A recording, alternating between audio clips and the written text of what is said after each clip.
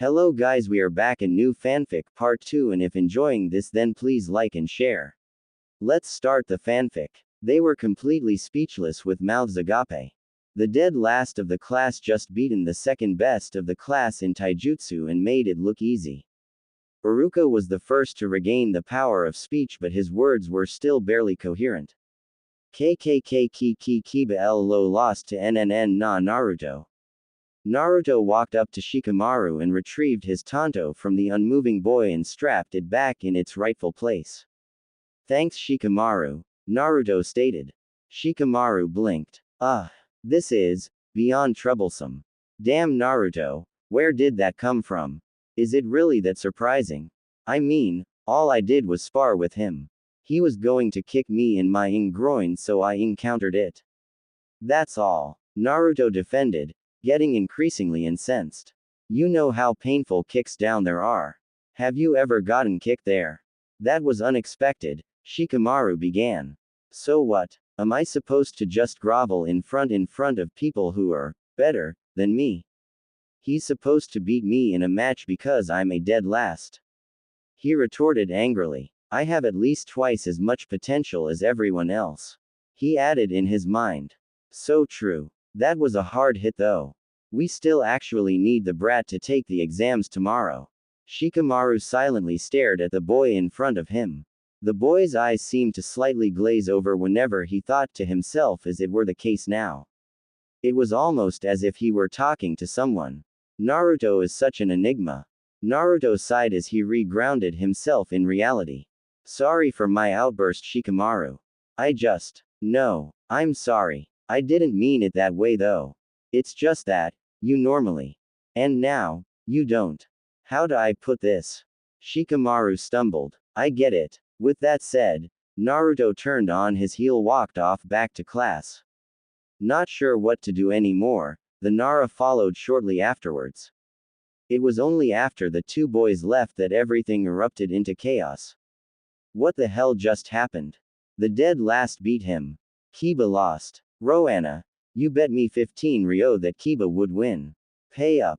Mizuki slipped away, no doubt to do some serious thinking about what he just saw. That left Iruka to clean up the aftermath. Hey, the Dobi did it. That's more evidence that points to him knowing and being capable of more than he lets on. Perhaps I'll find out something more under those goggles. After all, even with his new outfit, he kept his goggles on. There has to be a legitimate reason, Sasuke thought, walking off to sit under a tree to watch the development. Perhaps someone may even unconsciously yell a viable theory as to how and why Naruto won. Surprising. It's almost as if it's a brand new Naruto. He gives off a more confident and serious vibe, and he sounds refined. My insects insist that it is indeed him, identifying him by his chakra signature. This requires more information. Was he holding back or acting irrationally on purpose? He couldn't have amassed the skills to beat a taijutsu brawler like Kiba in just a day, or even a month, when Kiba has practiced every day even before attending the academy. He had to have been receiving special tutoring for some time. But why would he hide his skills? To what end? The stoic bug user remained unreadable to the outside world. But it was obvious that he was thinking of the match. Who wouldn't be? Naruto-kun won. Hinata breathed a little easier. She had worried that Naruto would have gotten hurt and lost badly to Kiba. It seemed that her concerns had been for nothing.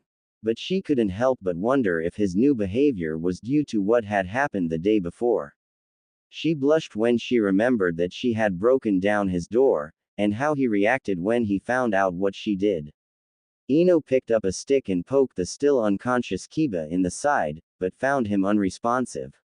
Is he dead? He's not dead, Ino pig. He's only unconscious. Quit acting like such a blonde. Sakura yelled. Oh yeah, billboard brow. Ino pig. They immediately started butting heads like cattle, fighting for dominance. Iruka gave a long exhale. It really was Naruto's gift to make a class go chaotic in no time flat. Everyone, get to class. Back in the class, Naruto sighed and placed his head on the desk. As he blinked, he found himself in the mindscape in front of the seal. He peered through the bars and found the great fox sitting on his haunches, waiting for him. What do you want? I need advice. That will be one extra, you know. And I'm already on 97. As soon I finish up to 100, you can finally fix this damn seal into something more scenic. 97. That many. Memory doesn't lie. But I never knew you counted advice. Advice counts as help. Take it or leave it. Besides, it's been more than 6 years that I've been waiting. Naruto sighed. I'll take it. 98. The Kyuubi nodded. What is it? Am I moving too fast? I mean, I knew I was pushing it by wearing the outfit and all, but I'm revealing some skills I think I should be keeping hidden longer still. And I don't want Ito catching on to the fact that I'm not a dunce anymore. The guy still wants my bloodline. Frankly, those skills you showed weren't overcomplicated. All you did was counter Kiba's attacks. Besides, those were his weaknesses. He didn't realize that he was the only one attacking, not to mention the fact that his attacks were just attacks with muscle. They lacked any real direction or preceding thought. I don't think you have to worry over anyone suspecting what we do or did, and Ito's probably far away from here. So, is that it? Yeah, I just don't want to be suspected or put under surveillance. I don't want my name slandered or my privacy invaded. Like what the Hyuga did yesterday. The nine-tailed fox gave a toothy smirk. That's different. She did that out of concern. The boy defended. Feeling something foreign happening on the outside of his body, Naruto left the mindscape. Look. The guy's asleep. A civilian student exclaimed. I'm not surprised. They agreed for 15 minutes, but they were fighting it out for half an hour. His friend replied. Hey, I'm grateful. That's a half hour I don't have to listen to Iruka-sensei's lecture. I don't look at it that way. I look at it as a half hour of sleep lost. The boys laughed but were rudely pushed out of the way by a certain Uchiha. Out of my way. Hey, watch it. Geez. What a prick. The raven-haired youth ignored the boys whom he had affronted. He looked to the Uzumaki who seemed asleep. Perfect. This was likely an opportune time to remove those damned goggles. His curiosity had reached its peak when he replayed the fight in his mind and realized that whenever Naruto would be harmed in the face he took more precautions to protect it than even his weakest vital areas. What aspiring ninja would do that? Shouldn't your vitals be the most guarded? He reached up to the sleeping boy and lifted his head with one hand. Unresponsive. Must be a heavy sleeper. How pathetic. Sasuke-kun, what are you doing? Ino asked. The Uchiha did not answer as he grasped the boy's goggles with his free hand and started to pull it off. Naruto's eyes opened all of a sudden and grabbed Sasuke's offending hand. What do you think you're doing, Uchiha? He bit out, already more than just a bit upset. I'm taking your goggles off. What does it look like I'm doing? The boy replied arrogantly. They're mine, so shove off. Naruto stood up and gave him a slight push away from himself. Try that again and I'll break your arm. He could still be an idiot. I could just ask him. Sasuke thought. Can I look them over? He asked. No. Sentimental value. The Uchiha said something he never thought he'd say. Please. He strained. Sorry. No. Naruto was shocked to hear the Uchiha showing courtesy. Perhaps there was hope for him after all. Naruto baka. Just give Sasuke-kun the stupid goggles. Sakura yelled at the blonde-haired boy and attempted to punch him in the head. He perceived the attack and in the time it took to connect, he debated on whether or not to let her him. After hesitating, he allowed her to, and it struck in the same spot where she always battered him in the past. Regardless, he didn't flinch, and his head didn't budge. She was surprised at the circumstance that he didn't cry out or keel like he usually did, and only stared at her with a countenance of mixed emotions, that being disappointment, anger and, strangely, relief. It hurts, you know, he said quietly. But you don't know anything about me other than my name, but you're always hitting me. I liked you, Sakura. Liked, he repeated, adding emphasis to his usage of past tense, and even if you're not sorry, I am. We were shallow, and both fools.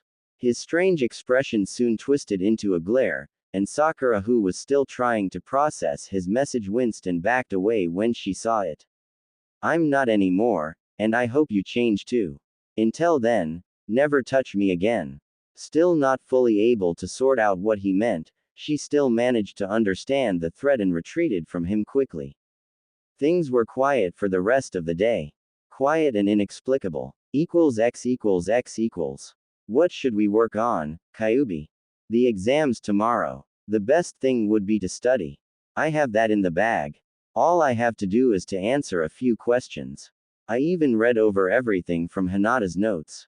She's really nice. She stutters a lot around me though, but not as much around everyone else. I wonder why that is. The nine-tailed fox took a deep breath as he tried to get over the fact that his container was still far too oblivious to some things for his own good. It's just the first day. But if every day is gonna be like this, I'm going to regret not telling him today. I don't have a clue, he answered. So studying is out. Taijutsu is doing alright. That leaves Bukijutsu and Ninjutsu. My Bukijutsu needs work. I'll work on that. I'm not sure if I can throw a kunai properly, even though I remember. 99. What? No, it's not. You asked me for what I thought. Which is my opinion, which is guidance, which is advice, which is help. Therefore, it's now at 99. Naruto growled in frustration. Fine. I didn't know I was that helpless. He grabbed up his shuriken and kunai holsters before looking over the abandoned training ground he was in. Spying a training post, he approached it and set it upright and checked it. Seems to be in good condition, he muttered to himself. He backpedaled away what he guessed was 30 yards away from it and towed a line in the dirt. I've never made it accurately from this distance. I usually miss by a couple of inches at least, and that was before you put the seal on me, he remarked out loud to the Kyubi as much as did to himself. Just try it. Every time you miss, you have to cut yourself. What? Cut yourself? The Kyubi said slowly, almost as if it were a threat. I would try my utmost best so as to avoid maiming myself. Interesting, Naruto said in mock appreciation. No, do it or I'll give you horrible nightmares. Naruto scoffed. Like what? Make you dream of kissing the Sandaime Hokage, for starters. Or make you relive the Anbu feeding you vegetables. What? You're sick. Get to it. It was extremely difficult, if not nigh impossible to affect his dreams. But his container didn't need to know that. Motivation was needed. Naruto hurriedly got out his weapons, 3 kunai and 7 shuriken. The boy stared at the bullseye intently. Alright. Just don't miss. He threw the first kunai. He watched it sail through the air to the target. And hit dead center. That's pretty damn good. Do that another 10 times, then I may be impressed. You'll also get to keep your flesh in one piece, too. Naruto gulped. His physical health, or mental one, was on the line. He readied his second kunai and threw again. It struck in the center as well, and it shocked him. To even throw 2 in a row accurately at 30 yards was rare for him. Suddenly he started thinking, I wonder if this has something to do with focus. The Kyubi had caught the thought and momentarily thought the same thing. Perhaps. Boy, focus on the bullseye and throw 3 shuriken from each hand at the same time. I won't punish you if you miss. That should be a Chunin level type of thing, right? What? I can't do that. My aim is atrocious already. Do it, or I'll change my mind about the punishment. The lad readied his shuriken. He focused on the bullseye only just like before, exhaled and then threw the shuriken, with his hand following through with the throw. All the shuriken made it in the bullseye at relatively the same time, seemingly competing for a chance to stick. Some had knocked the others off when reaching the small dot, but the proof was there. All the shuriken had made it to the tiny bullseye. Do it again at 50 yards. The boy retrieved all of his weapons at the bullseye and repeated his success at 50 yards. Then 100. The yard number continued to grow until his aim missed, dropping below the bullseye due to lack of arm strength. There was no mistake. With focus, His mental acuity as well as his aim had improved 1,000-fold overnight. He couldn't miss, unless he lacked the strength to throw. Focus. Mediocre. Yeah, right. He couldn't believe that he'd been disappointed before when he'd first gotten this aspect to his Kekai Genkai. Yada. I'm gonna rip shit up tomorrow.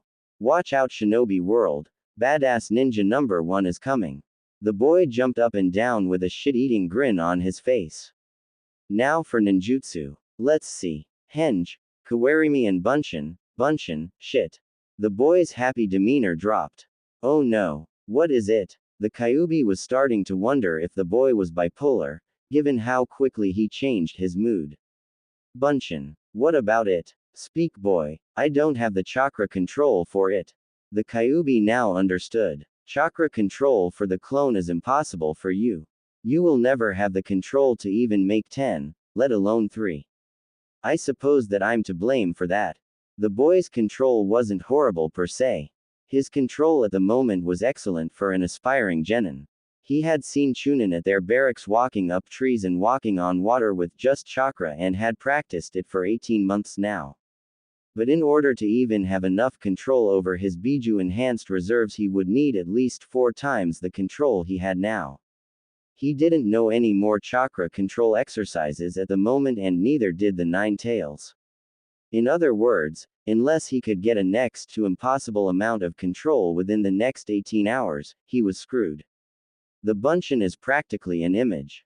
Almost like a genjutsu. That's impossible for me. The Kyuubi nodded from inside the seal.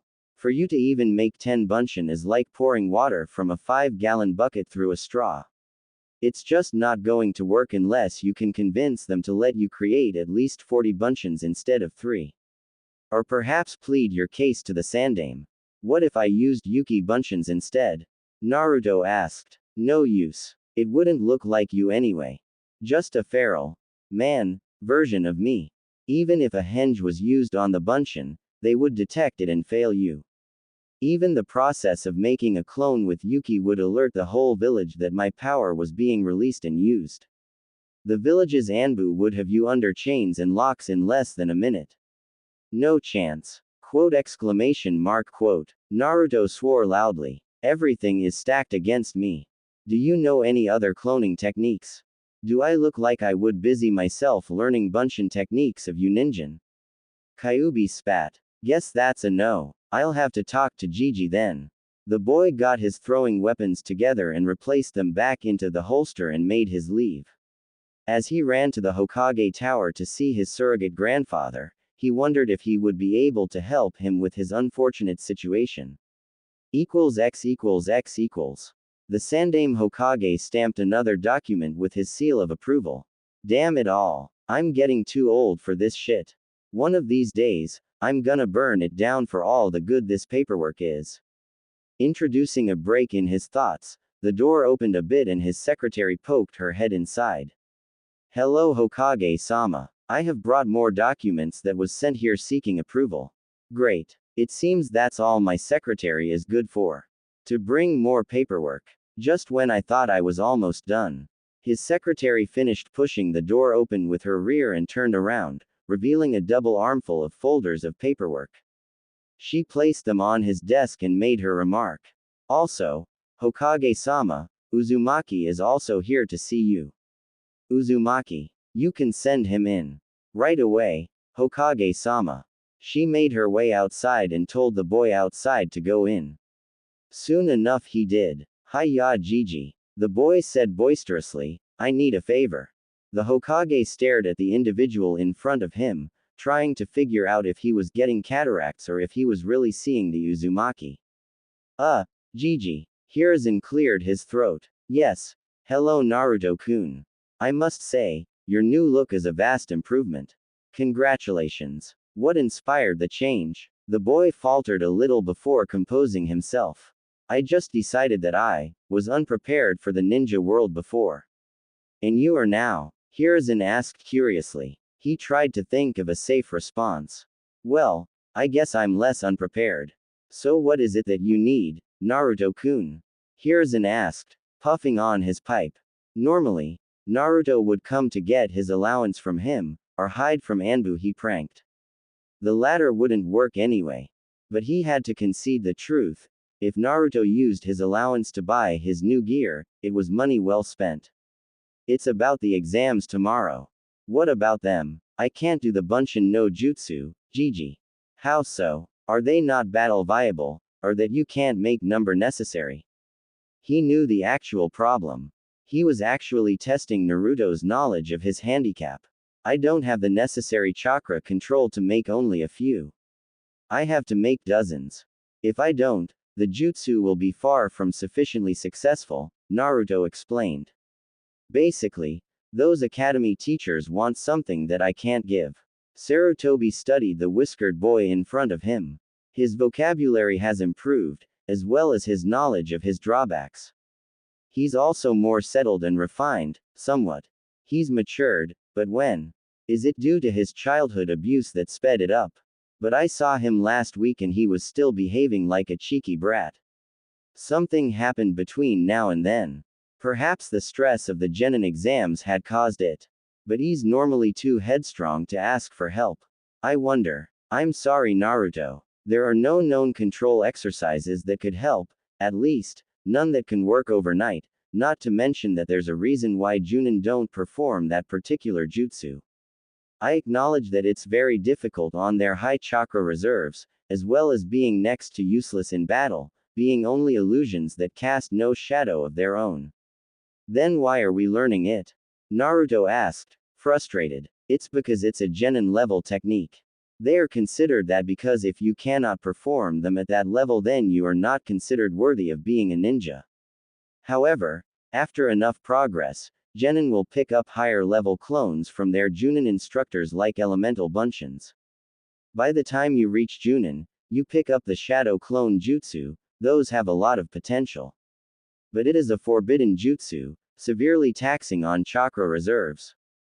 The jutsu splits up your chakra evenly among the clones, so the more you create the more dangerous it is, as if you create 10 or a dozen, your reserves will be reduced to a 10th or a 12th of its original capacity.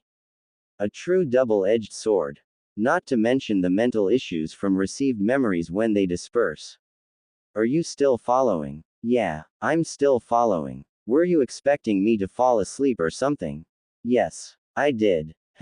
If what you're saying is true, then why not teach me a higher Bunshin technique? Naruto pleaded. Since I have more chakra, I should learn a more advanced clone jutsu, that's common sense. I'm sorry, Naruto-kun. If I help you directly with your training, it would be frowned upon because of my position giving you something of an advantage, Sarutobi explained. How about indirectly, then? Naruto whispered in a scandalous-sounding tone. No, Naruto. My position was built on trust.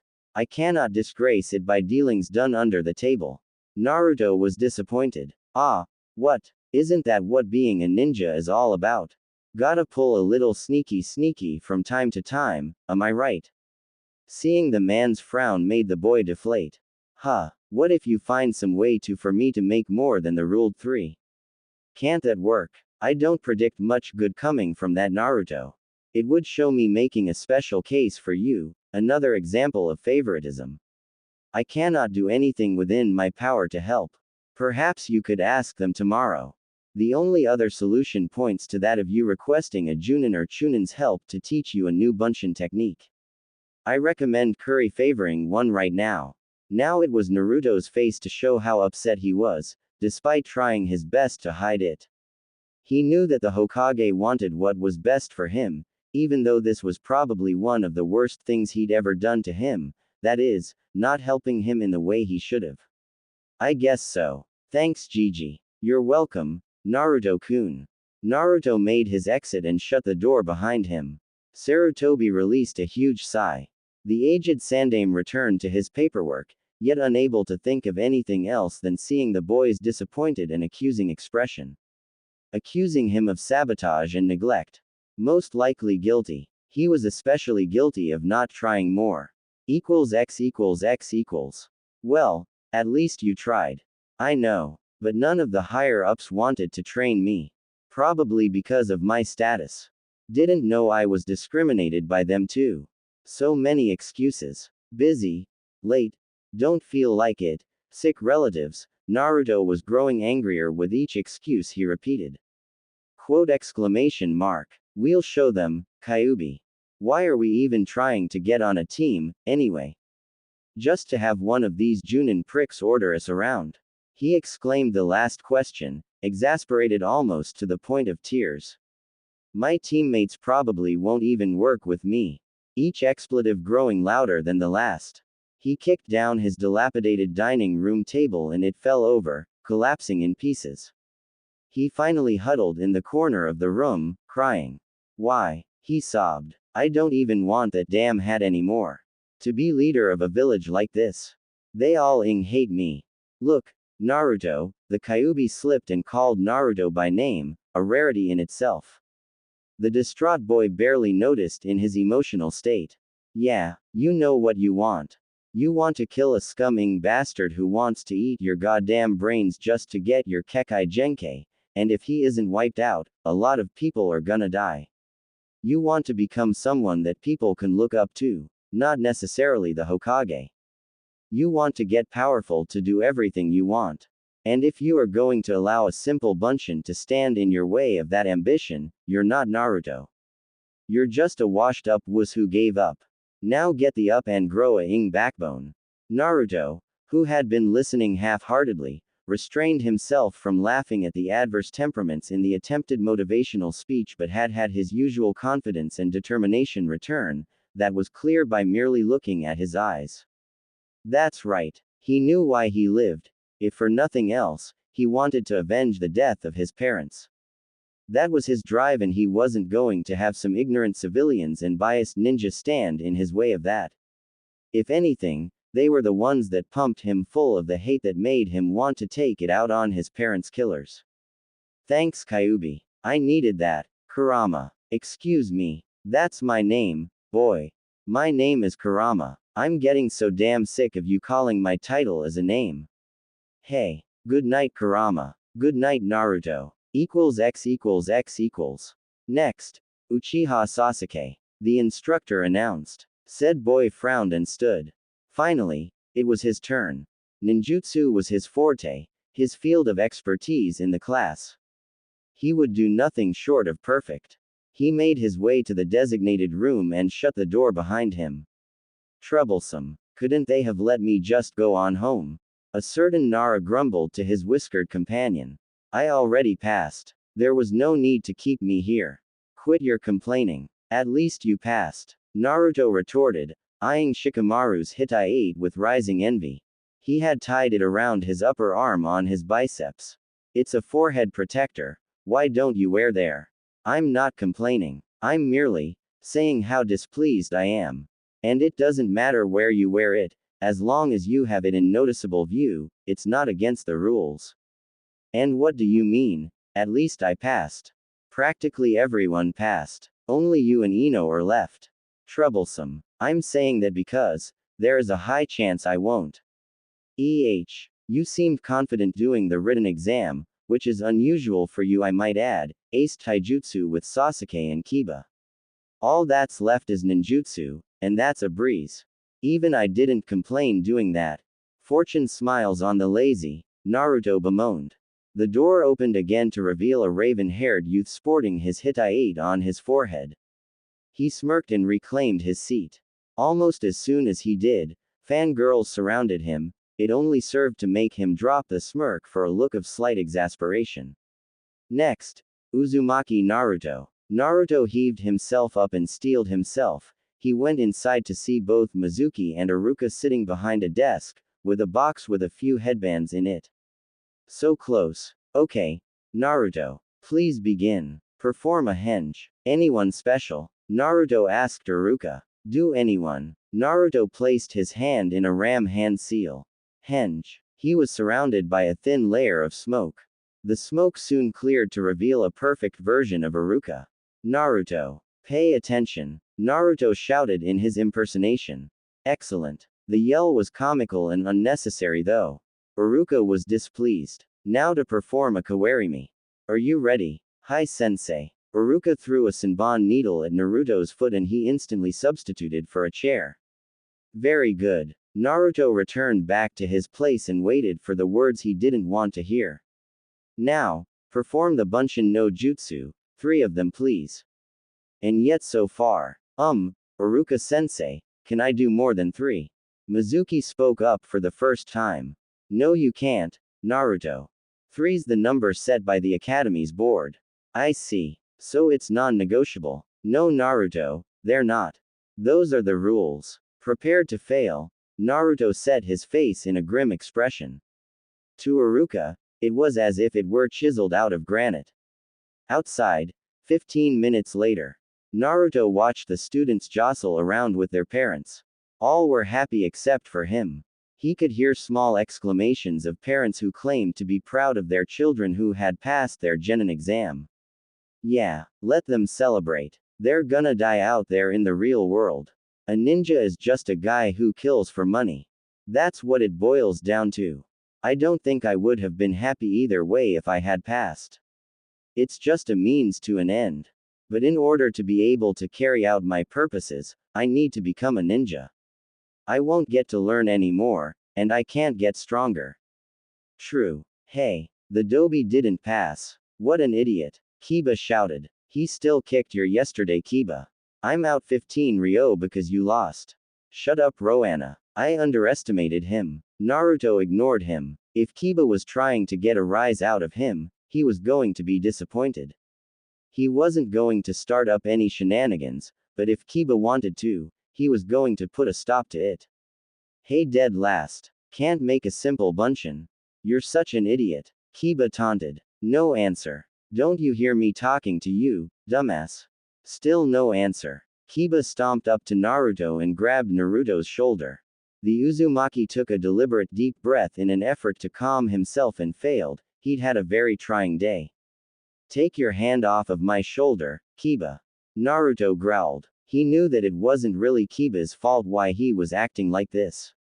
He was probably only feeling hyped up because he passed the exam and Naruto didn't, and he took it as a sign that he was actually better than Naruto at taijutsu and was aching for a rematch without any consideration for the means. Oh yeah, what are you going to do about it, dead last? Naruto grabbed the handle in his short holster. He was about to pull out the yet-to-be-discovered weapon out of it when he heard Mizuki's voice. Oi, Naruto, I want to have a word with you. He yelled, walking up to said boy. Inuzuka, go on home. I can still renounce your ninja status you know. It's still early. Huh, the boy asked to clarify. He means it's not too late to take back your headband from you, mongrel, Naruto scoffed. What was that? Kiba yelled. Enough. Mizuki ordered. Kiba, leave. Kiba grudgingly let Naruto's shoulder go and left with his friends. He glanced back at Naruto with hate in his eyes as if to say, this isn't over. Naruto had a bored look in his eyes that spoke volumes of indifference. He turned his attention back to his teacher. What is it, Mizuki-sensei? Mizuki grinned. There is a way to still become a genin. A secondary exam, if you want to call it that. X equals X equals. Naruto landed on the branch neatly and leapt off to another in a ninja dash through the trees. He was doing rather well, he supposed. The better his time, the more time he had to read over the scroll. The Kyuubi caught the thought. You, of course, know that this is a trap. I know, but I'm sure you know why I went through with this. Hi, if you get caught, just blame it on the teacher and childish ignorance. Kurama, with my abilities, I can just read over the scroll and understand everything. With my memory, I'll remember everything, training myself for a long time. Nothing will go wrong. The Kyuubi did not answer. Nothing was going right. You just had to laugh at him, didn't you? It was funny. You are the nine-tailed fox. He yells at me. I mean, I know about you for what? 4 or 5 years now. What did he expect me to do? Keel over in shock and cry. And he accused me of being you. Naruto had to cover his mouth to keep from laughing out loud. Probably. But he is about to kill Iruka. You should do something though. Which technique have you learned already? I learned the shadow clone jutsu, elemental clones and exploding clones. Wait a minute. Naruto grew a huge grin that threatened to split his face in two. Bunshin Daibakua, I worry if you are still sane. Shut up Mizuki Tem, he's not like that, Yumino yelled, panting for breath. I'm gonna put you out of your misery, Iruka. You're only leading a pathetic existence, being a teacher to brats. Lord Orochimaru was right. This village is waste of land space. It ought to be destroyed, with the way paved for something more glorious. Naruto peeked from around the tree. Mizuki stood with a Fuma shuriken over Iruka who was struggling to even get to his knees. It did not look like an ideal situation for Iruka. That's it. I'm intervening. Naruto grabbed the handle of his tanto. Don't kill Mizuki. It seems that he might have information on Orochimaru. The Nine Tails warned. This is going to be a whole lot harder if I'm not going for a killing blow. How am I supposed to beat a Chunin? Naruto grabbed his mystery holster. Just do it. If I think you're going to lose, I'll help you by using the feral state. Naruto created a cage bunshin next to him and told it to henge into the Hokage. Go flank around, he whispered. The clone left to do as it were told as Naruto jumped out of the tree to land before the Chunin. Oi, Mizuki, so you think I'm the Kyuubi, huh? He yelled at the betrayer. What? You should have just run away, brat. He yelled back, momentarily stopped in his process of disposing of Iruka. If you really think I'm the nine-tailed fox demon, shouldn't you be running away? Oi, Kurama, I need some help with killing intent. The Biju complied and channeled his concentrated killing intent at the ninja criminal to the point that of making him fall to his knees, but he fought it, soon regaining control of his legs. I'm used to Lord Orochimaru's killing intent. Yours doesn't even come close. Mizuki strained through gritted teeth. Naruto frowned. Damn, maybe it's because Kurama has to channel it through me, the reasons it's not as strong as it should be. Mizuki, what is the meaning of this? What are you doing with Iruka-san? The silver-haired Chunin paled when he heard the Hokage's voice. He turned around slowly to see Hiruzen, frowning like a thundercloud. After looking closer, Mizuki did a bit of a double take and grinned. Nice try, Naruto. I see that it's just a henge. But even so, how did he do that? He can't do a bunshin and bunshin can't talk or be hidden under henge. He must have learned a bunshin technique from the scroll. But which one's a clone? He took two kunai and threw them at blurring speeds at both Narutos. Both exploded into smoke. One into nothing, one into a log. Cage bunshin. Impressive. But I'm a Chunin. You're not even a genin. He yelled, looking up into the trees. He got no answer to his taunt. If you don't come back, I'll kill Iruka. He still heard nothing except for a stray owl, hooting its cry. Deciding to make good on his threat, he looked down again while taking out a kunai. He gawked. Iruka wasn't there. What's the matter? The ethereal-sounding voice seemed to come from everywhere. Where are you? I'm going to gut you like a fish. The Chunin yelled. All right, I'm coming, Naruto said, as if in multiple voices. We're all coming. Before Mizuki could react to the fact that Naruto referred to himself in plural third person, 50 clones came into the clearing. As if on cue, they all grasped the secondary weapons on their waists. They all withdrew the handles at the same time and swiped it down rapidly, the weapon extending itself into a telescoping baton. They all assumed Naruto's taijutsu stance as they readied themselves. Mizuki was feeling overwhelmed, but he didn't let it show. Get him. The clones charged the traitor, bomb rushing him. Mizuki took out a kunai in each hand and prepared to defend himself. He swiped at the closest clone and he puffed away into smoke. Seeing a clone about to strike him in the face, he dropped to his knees, letting the clone strike another of his brethren. He threw one of his kunai at a very suspicious-looking clone that seemed inactive, smirking in satisfaction when he saw it bleed. All the clones dispelled. I knew you were the one. You didn't try to fight like everyone else. Mizuki walked up to the collapsed boy who was holding his chest. Mizuki readied his last kunai and chucked it at Naruto's throat, grinning in satisfaction when he saw the boy begin to bleed out. There was momentary pause before Naruto seemed to lose color in every fiber of his being before he fell apart into water. Water Bunshin. Immediately following, an Iwa clone dropped out of the trees onto the baffled Chunin with only his knees onto Mizuki's shoulders and then dispersing into rocks, further injuring the man. With the silver-haired man crying out in pain, yet another voice sounded from behind him. Futon. Datapa. Wind release. Great breakthrough, a massive and powerful wind from a clone blew the man away towards the real boy. He couldn't stop his motion when he saw the Uzumaki take out his baton and tightened his grip on it. No. Mizuki realized what was about to happen. Naruto sidestepped and clocked the silver-haired man with the baton with a devastating clothesline move, shattering his jaw. Mizuki's legs flew forward in front of him and the man landed on his back, out cold. Naruto sighed. It was finally finished. He created some cage bunshin that each carried the man by a limb. He was joined by two more cage bunshin that had Iruka leaning on his shoulder and another who had the forbidden scroll of seals. They walked back to the village, not one word passing between them. X equals X equals. Hiruzen sighed and put away the ball. He had seen enough. They were almost here anyway. He had felt disappointed when he had learnt that Naruto didn't pass his exam, but he wasn't surprised. The genin exams were practically rigged against him and creating weak genin in the process. He couldn't help him. But somewhere along the line, he felt that he should have done more to help Naruto. But how did Naruto learn those fighting skills, the jutsu? Someone was helping him but he did not know who.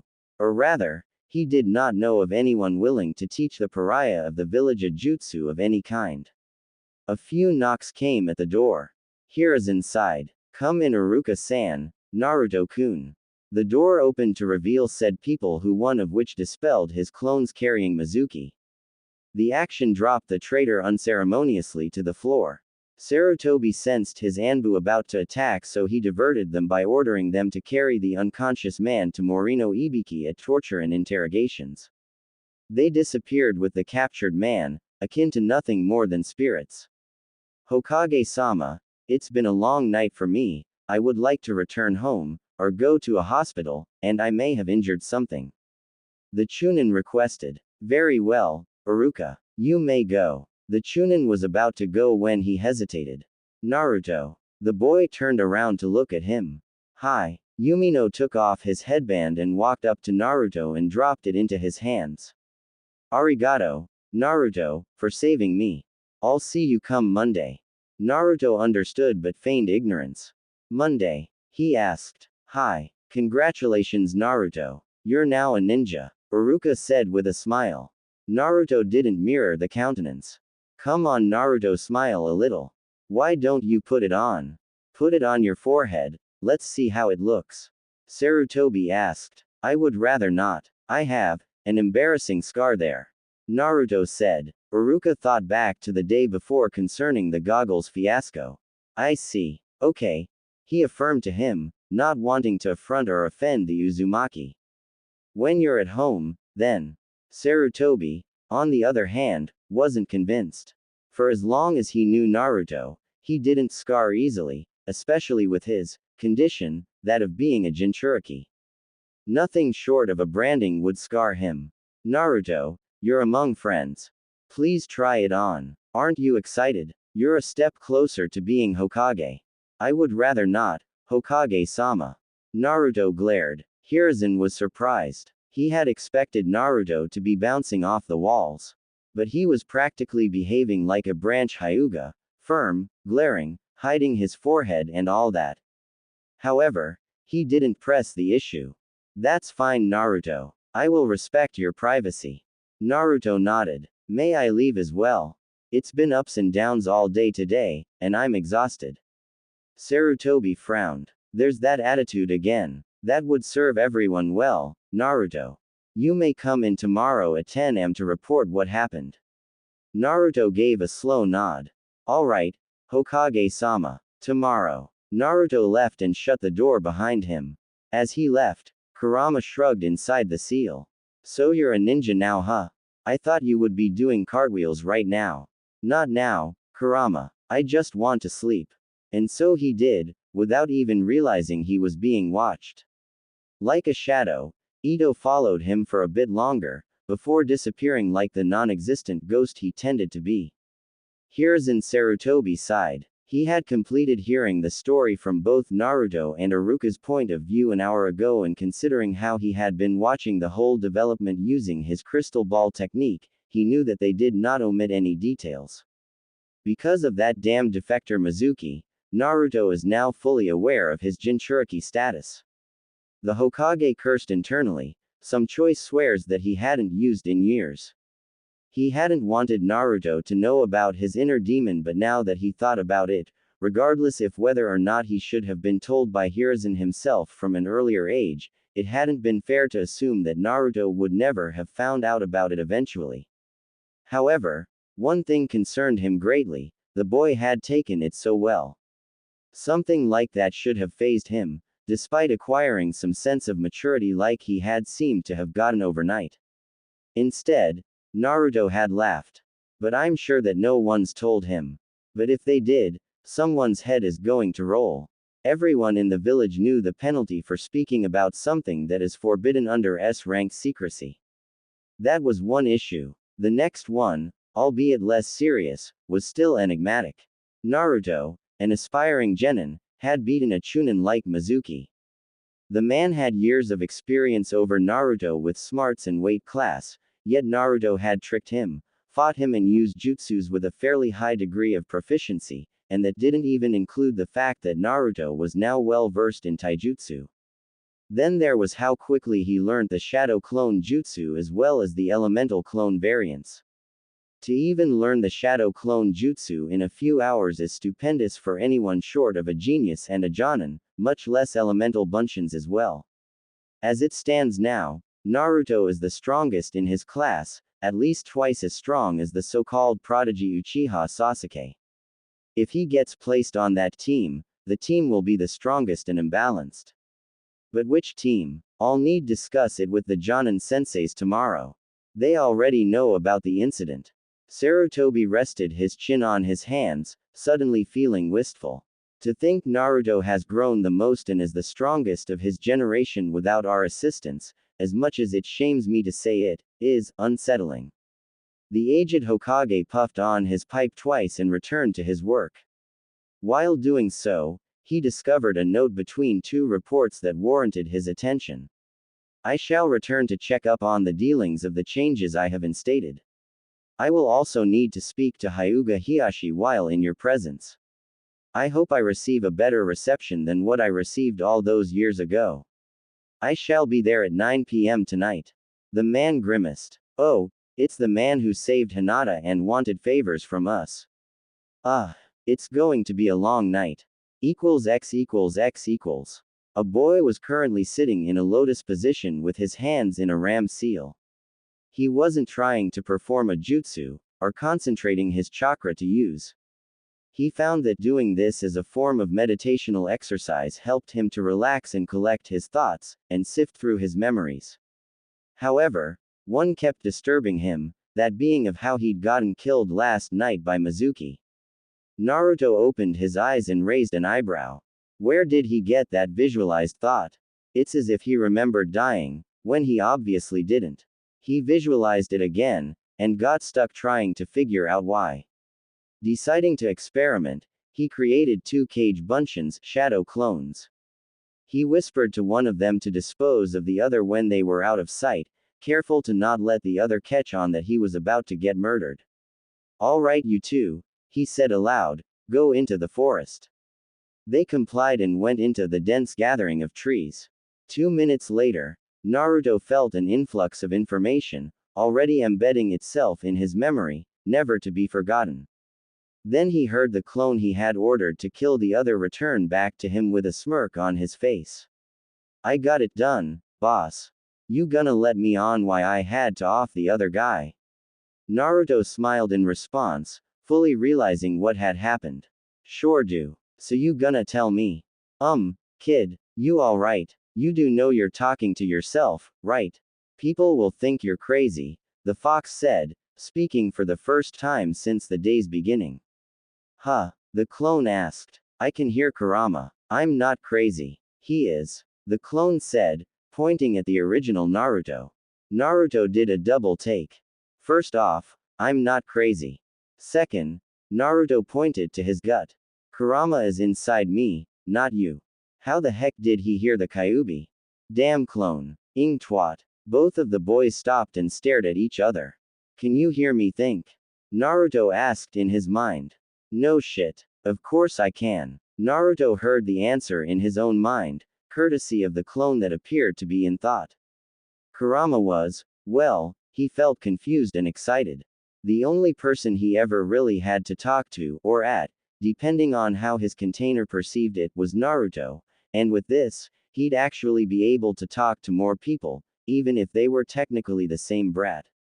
The seal must have made it possible for you both to communicate by telepathy. Like a connection. But why did you make him kill the other one? Kurama asked. I remember getting stabbed in the back by a kunai because of this clone here. Naruto thought with a sweat drop. The clone only smirked in response. You know, I had considered bashing his head in with a rock. Naruto looked at the clone in mild horror. Sometimes I scare myself. I heard that. The clone retorted. Kurama sighed. He had no doubt that on the outside, his container must have looked like he was in a staring contest with himself and that he really was suffering from some kind of neurosis. He cleared his throat to get Naruto to become more aware of what he was doing, and Naruto sighed while dispelling the clone. Anyway, he thought to Kurama. So these clones pass on memories when they disperse. This has loads of benefits, like for scouting things out, and going into hazardous situations when and where I can't risk myself going into. Think about it. The cog wheels in Naruto's head started grinding. I could be my own team. Not a registered team, but one I have in case my so-called future teammates let me down. This must be an answer to my prayers. A team that you could rely on, one that is expendable and able to communicate through literal speech. But a team would need diverse talents. Not everyone exactly the same. So it's not an ideal team. The kitsune replied. A team of people, that is, you, could be skilled, but it'd have a lot of problems with versatility. Just think about it. If they can pass on memories, they might be able to pass on several forms of progress. Or even my elemental clones. Each elemental clone might be able to train affinities until they become strong, and pass them to me upon dispelling.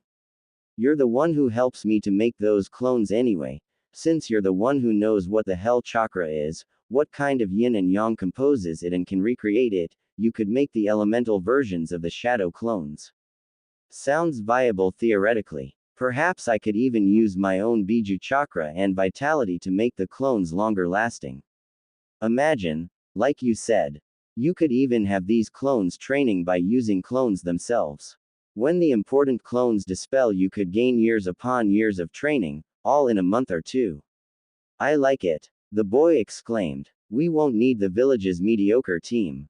We'll do it ourselves. But what will we call ourselves? Wait, do we need to give ourselves a name? He hesitated a bit, before making up his mind. Yeah, we'll name ourselves. The great fox thought for a moment. The idiot and his clones? He asked humorously. No. The boy was not amused. How about the tenacious 13? He asked after a while of thought. Before Kurama could ask why the name, Naruto went on to explain. 13 aspects. Clones with different aspects. Each clone will focus on one of each specialty that comes with being a shinobi. Futon, Kaden, Doden, Suiden, Raiden, Taijutsu, Kenjutsu, Trapping, Medical, Espionage and Assassination, Interrogation and Torture, Scouting and Censoring. The Kyuubi did a quick count. That's 12. It sounded viable, but if Kurama had to be honest with himself, he had to wonder why Naruto didn't mention Fuinjutsu. It was either because it went without saying, or Naruto simply didn't want to pursue it. He himself had an idea as to why the kid was like that, and his assumption was that Naruto might have believed that it helped ruin his life, Fuinjutsu being used by the man who wanted to kill him, Fuinjutsu being used to turn him into a Jinchuriki.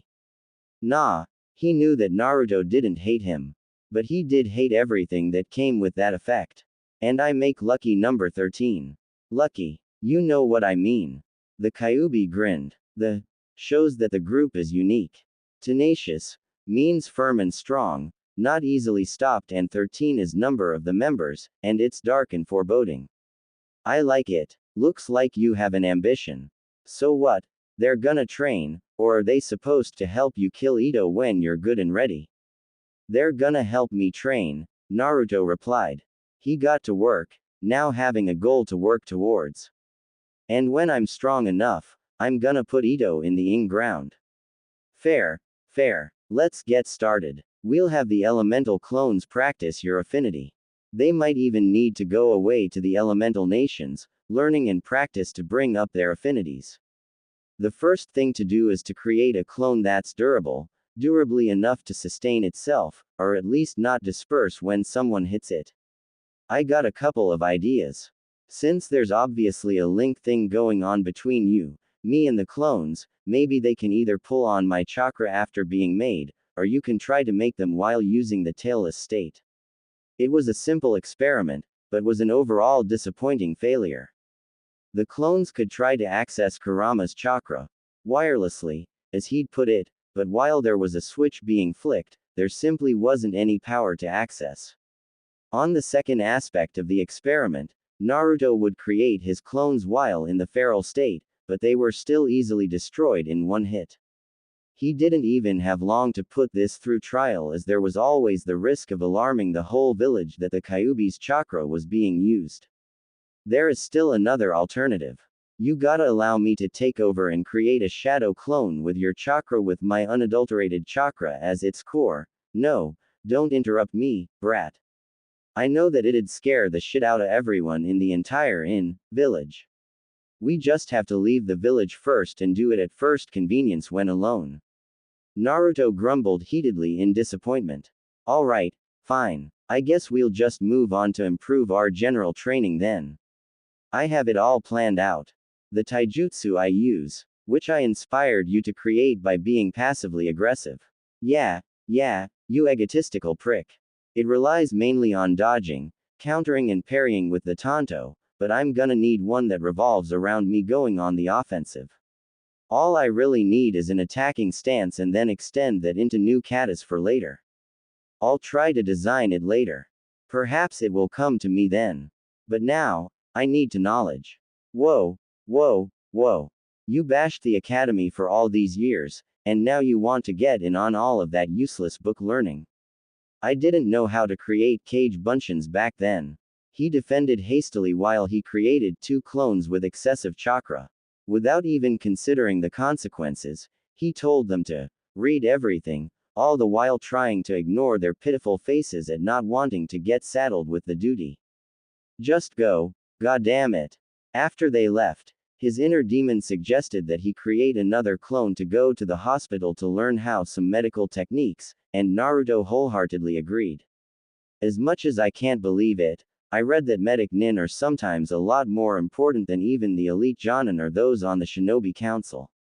In times of war, battles were won because of how competent the medics of different platoons were. This one is going to need a lot of work. It's also the reason I chose it over genjutsu. Even if I am susceptible to extreme forms of genjutsu, I should be able to release myself from it if my clones channel chakra into my network using their chakra, or killing the caster. Anyway, I can create this clone now to get the basic knowledge now and create a more permanent one later. I assume that clones in the library will read basic medical books and remedies, but I need something higher up the ladder. Kage Bunshin no Jutsu. He created the cross-shaped ram seal and created a clone. Go to the hospital and insist to look in on the operating theater. Ask while in a henge as a Chunin ninja. Also, try to see if you could get to read any medical books they have. If they ask why, tell them you want to become a medical ninja, he ordered. Curry favor them, bribe them, kiss there if you have to. The clone nodded. You got it, boss. He yelled before using a body flicker to leave. Okay, that's done. Next, we have interrogation and torture. Naruto seethed a little, remembering his past. For once, all those mob beatings in the past are going to come in handy. I won't be squeamish when it comes to inflicting pain or using mind games on opponents. He gritted his teeth as he recalled how the villagers had expressed their intense dislike and hatred of him both verbally and physically. I can go over to the Department of Torture and Interrogations now. After all, I know where it is and I've got nothing better to do. Scouting and censoring, I'll think of something later. Kurama, I'm going to make this team and I'm going to follow through with it. Even when I get placed on a genin team, at least I'll have a better one watching my own back, even if it's a team comprised entirely of physical manifestations of myself. Naruto smirked. Sounds a bit pathetic, relying solely on myself like that, but we, will be the best. Whoever said there was no I in team? Kurama grinned like a feral beast inside his cage. At the library, Shinichi replaced the couple of stray books back onto the shelves. There used to be a whole lot more books left out, back when people only amused themselves with reading. But now people had this, television, and all that technological shit. They had simply no time for reading. What he would give for this whole damn library to burn down so he could let his 70-something-year-old body retire in peace, especially since there wasn't much to be done anyway. He returned to the desk located at the entrance and was about to lay on the futon he had hid behind it when he heard the door push in, no doubt to let in someone. He groaned. Just when I'm about to take a nap, someone just had to come in. He peered over the desk and saw two rather familiar-looking people waiting to sign the check-in book. Huh, Minato? He queried, a bit unsure. His sight was a bit fleeting. He momentarily thought he was seeing doubles. Even more reason to retire. No, they said in unison, as if rehearsed. My name is Naruto. Naruto, huh, name sounds kinda familiar, could be my eyes going, but am I seeing two of you? The clones looked at each other almost in a staring contest of sorts. To the old man, they looked as if they were sharing an unspoken conversation. Which they in fact were. Tell him the truth. No, we should lie. And say what? Identical brothers. Wouldn't work. Let's just go with the truth, tell him we're clones. If he kicks us out, we'll just come back in different henges and work with that. After all, he couldn't even recognize us as clones, he won't recognize us as two different people, anyway. The other one nodded in approval. Okay, let's just roll with it. We're clones. One of them said. Clones? One of the man's eyebrows rose, no doubt doing some thinking. Sounds like something I've heard of before. Then something in his mind clicked. Minato, is that you, sending your clones to read for you again? The man asked, a bit testily. Is he talking about the fourth? No, sorry old man, he passed on around 13 years ago. Sorry, one of the clones replied, hoping the two weren't too close. He did not want to see an old man in tears, receiving knowledge more than a decade late. No, it's alright. So, someone sent you to read for them, huh? Are you going to stay overnight? The man asked, as if expecting to hear, yes. Hi, Minato did this with me, you know. I'll let you stay in the library for as long as you exist, weeks, if needs be. And all I ask in return is that you help out when I'm unable to. Sounds fair, the old man asked, pleadingly. I don't have an apprentice or assistants to help. Sure, one of them interrupted hastily, eager to please. Whatever it took to stay longer, he believed. We accept. At the hospital, Kuri sighed and fell into her chair at her station in the nurse's office, desperate to have a minute to herself. Her shifts as a fresh nurse at the hospital were the very definition of murder. If she didn't carry more money home at the end of the month, she was going to go home and stay there. Sure, she liked to help people, but right now, nothing was going right. As if it was the devil's way of adding an extra straw to break her back, the air conditioning unit sputtered and suddenly died. She went over to it and fiddled with its dials, but nothing worked. She banged it, pleaded with it, threatened it, but nothing worked. She swore under her breath, just barely audible to keep the head nurse from hearing her profanity. After a while, she gave up and went downstairs. If she couldn't get comfortable indoors, she would simply try sitting out in the small garden at the back, she mused. One's as good as the other. She opened the hospital's front entrance and bumped into a young man who had appeared to have chosen that same moment to enter the hospital as well, and he was so strong that she was knocked onto her backside. Oh Cammy, why me? She was exasperated. Today must have been an off day for her. Oh, sorry, I wasn't paying attention. Sumimasen. He apologized profusely, hoping that he didn't hurt her. No, it's all right, she lied. She hoped he wasn't an important figure, because she did not need any more bullshit to put up with. They both picked themselves up and observed each other for a moment. A chunin, he was nondescript, nothing special going on for him. 5'9", spiky brown hair that framed a round face with a pointed chin. A nurse. She was dressed in the usual nurse's garb. She had straight black hair that fell to her shoulders with lovely teal eyes. The woman currently had her arms folded, which pronounced her already impressive bosom. All in all, even though being civilian-born and in medical nurse's clothes, she was an attractive woman. Naruto's clone had make a mental effort to keep himself from blushing. Excuse me, I am hoping this isn't a bad time, but I would like to know where to go so I can learn some medical techniques. I would. Sorry, can't help you. I'm not really up there on the medical staff ladder, and besides, no one even has the time to scratch their own heads, let alone teach someone. I don't think any of us can help you. The young chunin was crestfallen but brightened a little after some thinking. Maybe you could put in a good word for me to someone who could help me then. Or I could assist you in something or other so you could have some time to help me. I really don't want to become cannon fodder, he said pathetically, hoping to excite her sympathy. She, at the very least, did look like she was considering his offer. I could use his help. Tell you what, if you can fix an AC unit upstairs, I'll make some time for you, she replied in a careless tone. Perhaps some conditioned air would stop her from being all bothered.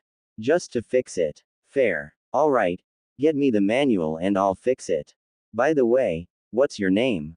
Curry. And yours? He gave it some thought. Naruzu. That's a weird name, but if your mama liked it, then who am I to judge? Follow me Naruzu-san. =x=x=. The stoic Hyuga had settled himself behind his desk to continue his paperwork concerning the clan. His daughter had finally left him to go train with her sister. So she broke it down. I never once thought that her feelings for the young Uzumaki would even break her shy personality, even if it was only for an isolated incident, one-time thing. She broke his door in her concern for him. Perhaps she is enamored with him.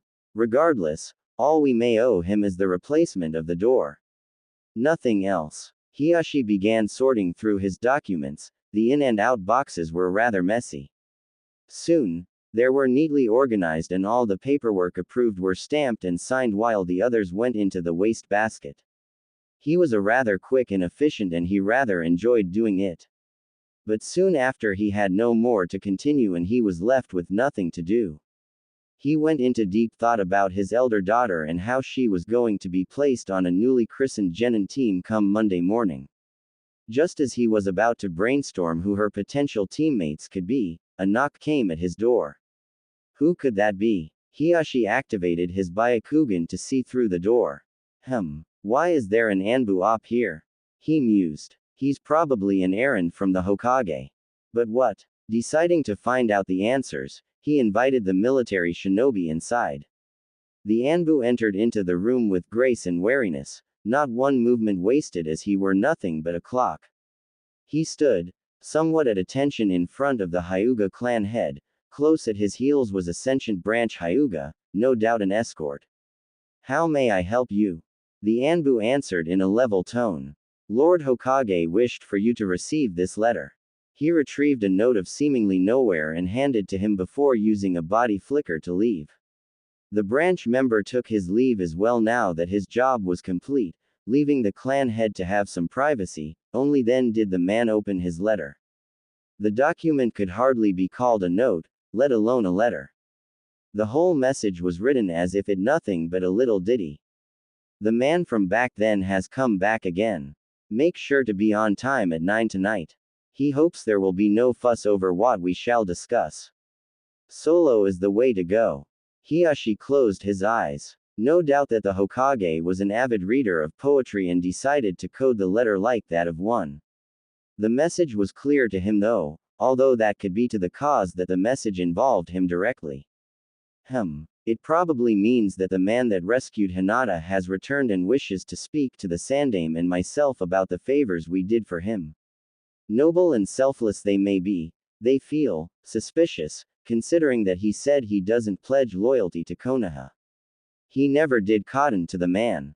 Despite hiding his face, Hiashi always felt like he was talking to someone different each time, despite the fact that he always felt familiar and that, not that he would ever admit it, scared him.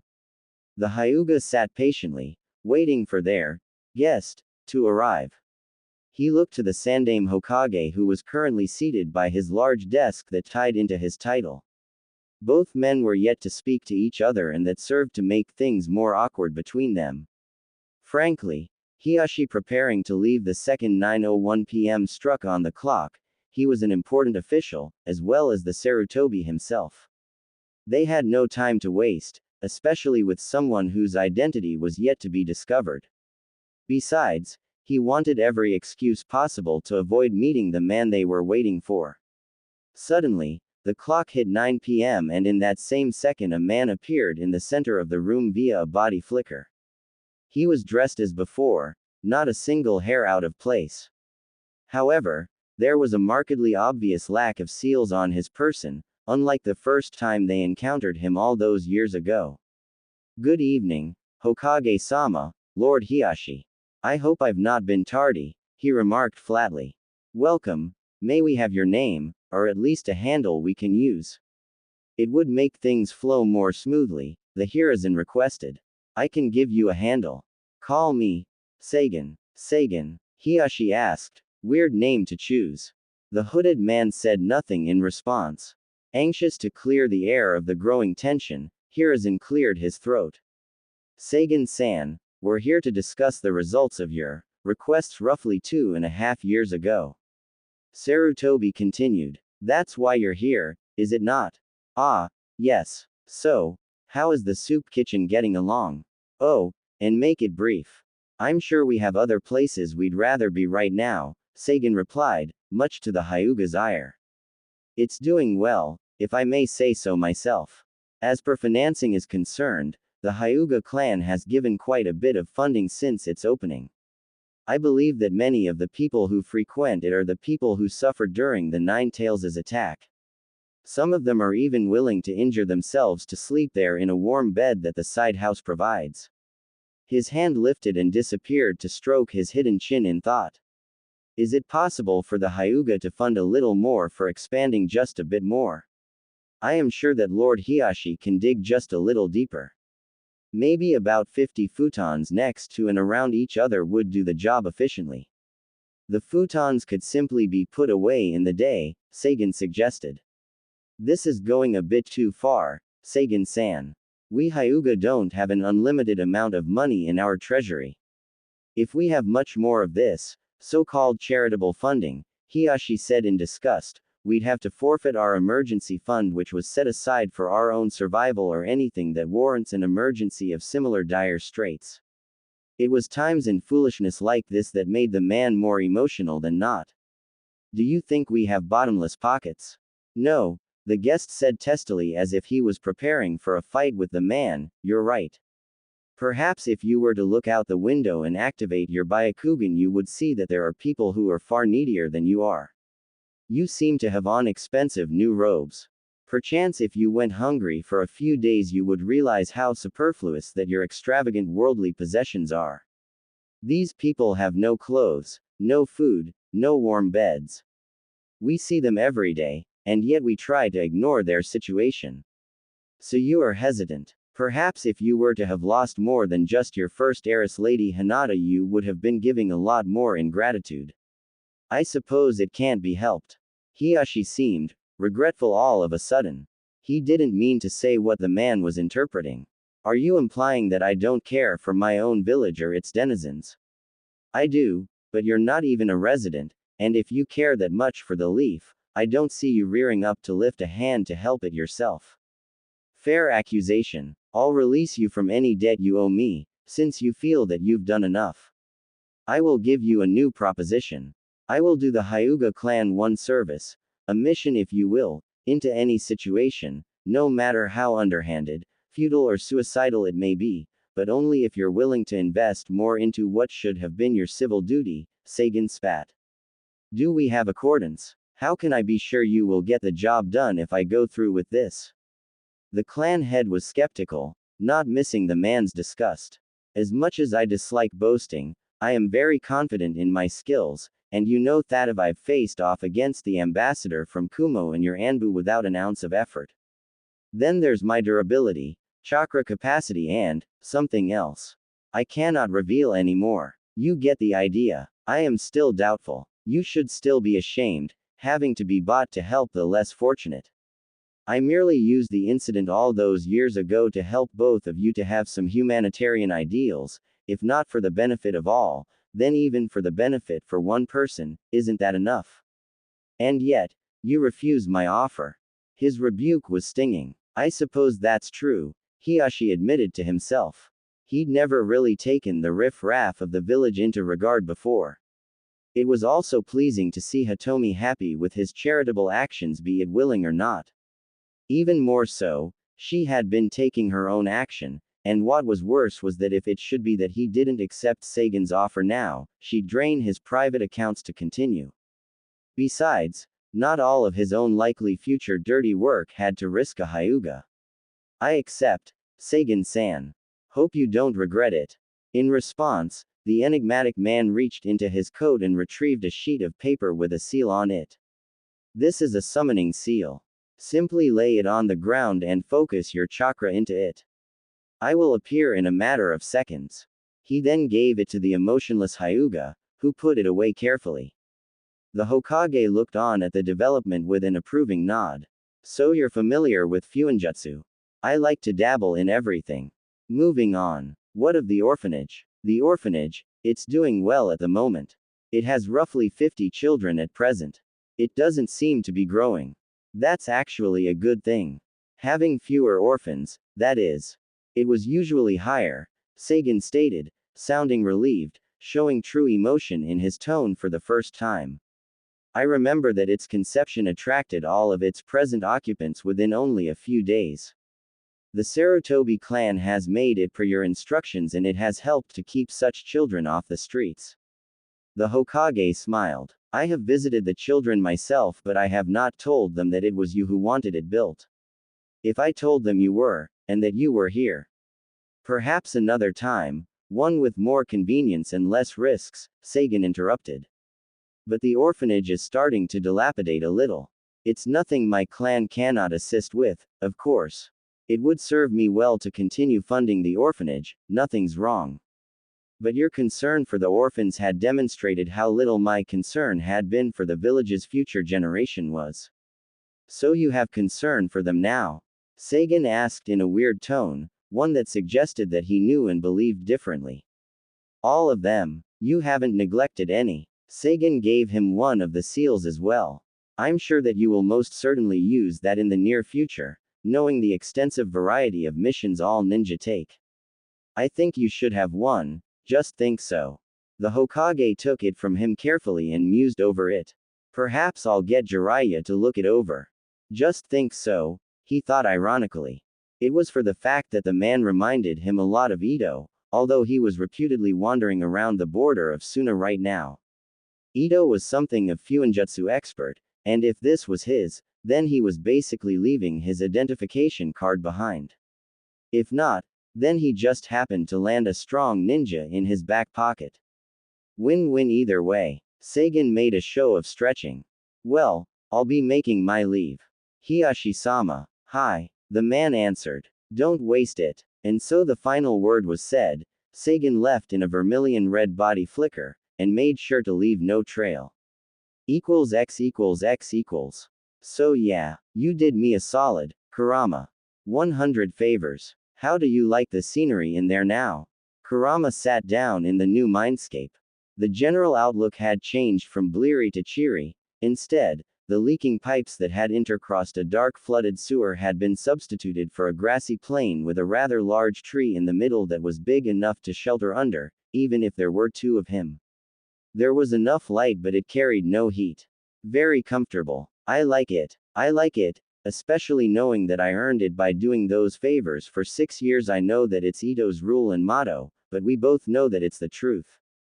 Nothing comes for free. So thanks much. Though the fox was markedly happier, Naruto still couldn't help but feel a little disgruntled. There were times I felt like you cheated me to get to 100 quicker. I'm a kitsune. Deal with it. I didn't want to put up with that shithole of a mindscape a day longer than I had to. Naruto rolled his eyes mentally. Whatever. Naruto walked into his classroom and took his seat quietly. Just as he got comfortable, he heard a shout. A certain boy couldn't leave damn well enough alone. Oi, dead last. This class today is only for those who passed. Kiba shouted, his high volume catching the attention of the whole class. And who the hell died to get you that hit I ate? Naruto ignored the insult, but Shino was the only one noticed that Iruka flinched when Kiba made his last boisterous statement. He would have to find out why later. He could recall the conversation he'd overheard between the blonde and Shikamaru on Friday. Naruto himself had sounded so sure that he was going to fail, and Shino had learned that he had in fact failed. But now, here he was, forehead protector and all. Sasuke took a note of Naruto, seeing him for the first time without his goggles. Sentimental value. My, he must have been hiding his forehead. If he loved his goggles so much, he would have just worn his Hittite somewhere else. In the meantime, whilst everyone else, what to say? Can't tell them about what happened about Mizuki. What's the closest thing to the truth? Naruto passed because he was able to create clones after all. That's why he's here. Iruka lied smoothly, hoping they would buy it. Naruto shared a look with his teacher. The Aburame didn't miss that either, and he frowned behind his shades. Anyway, you are all registered genin. So be quiet and act like it. I'll read out team placements in a minute. Yumino went on, glancing at Naruto. He still seemed indifferent. Where did I go wrong? He waited for the class to hush themselves before taking out the folder with the team information out of his desk and begun to read. Naruto listened to the team placements for 1 through to 6. It was just as he had predicted. All the civilian scores had really rounded off themselves so they would all be placed on balanced teams. Damn, he loved being a smart, and Kurama caught the thought and added in his 2 cents. Tell me about it. And that's Team 6. Your sensei is, Iruka droned. Okay, Kurama. Let's see if I'm right about the rookie placements. Sakura Haruno, Kiba Inuzuka and Sasuke Uchiha will form Team 7. Your Jonin sensei is Kakashi Hatake. What the hell, Iruka sensei? How am I on the faggot and fangirls team? Can't I get to be on some other team? Kiba complained loudly. Sakura mumbled something about Inu idiots under her breath, and it wasn't too good either. The last, Uchiha was perhaps the most displeased of all. If anything, he would have wanted Naruto on his team, simply because he was showing himself more competent of late. Kiba, the teams were created by an average score. We create the teams based on average. Sakura and Sasuke had the best scores while yours was abysmal at best. If anything, they're picking up your slack. Frankly, if we didn't have either of the 2 rookies of the year, then you would have failed the program. Now be quiet. Iruka humiliated the Inuzuka while the class laughed at him. Kiba sat down again in disappointment while Naruto smirked, glad that Inuzuka was getting some comeuppance, though it was his own prodding that had led up to this. Meh, Maybe he'll make it up to the guy later or something. Next squad will be composed of Shino Aburame, Hinata Hyuga. Time for the moment of truth Kurama. Quiet. I want to hear what he's saying. And Naruto Uzumaki. Your Jonin sensei is Kurenai Yuhi. You will compose Team 8. Well. Someone was right on the money. It seems to me that you do have a good head on your shoulders after all. Naruto sighed happily. He had hoped that Hinata would have ended up on his team, since he had decided last week that she was fine in his books. Was there any doubt? My friend, the doubt itself was bigger than my actual size. Team 9 is still in circulation. Team 10 is Shikamaru Nara, Choji Akamichi and Ino Yamanaka. Your Jonin sensei is Asuma Sarutobi. The Kitsune was surprised that Naruto was correct to the letter about his predictions. His analytical skills were impressive. You'll all wait for your Jonin senseis in room 4, Iruka continued. They will arrive just after lunch hour. You're all dismissed, and you have my blessings. He smiled at them all sadly, thinking about how his children were growing up. And good luck being the shinobis of the next generation. X equals X equals. Has anyone ever heard of her before? Naruto put the question out to his teammates. Shino pushed up his glasses before responding. I believe that's she called the upcoming Genjutsu mistress of Konoha, he said simply. I know nothing else. Hi. She is a good friend of my K-Ka-san. Hinata stuttered a bit. Naruto's thoughts were already racing. Hey, Genjutsu you say? Huh. At least I won't be susceptible to it anytime soon. You got my back with that, right Kurama? No, if I keep helping you, you won't really grow. Why start refusing help now? Naruto was confused. 1. Because it's the right thing to do. And, I don't have to up to you anymore by doing favors. The first reason was enough. Naruto muttered. Excuse me. The Aburame lifted an eyebrow. Naruto caught himself quickly, realizing that he'd spoken out loud. Both reasons are enough. That's what I said. Shino was skeptical but didn't push it too much.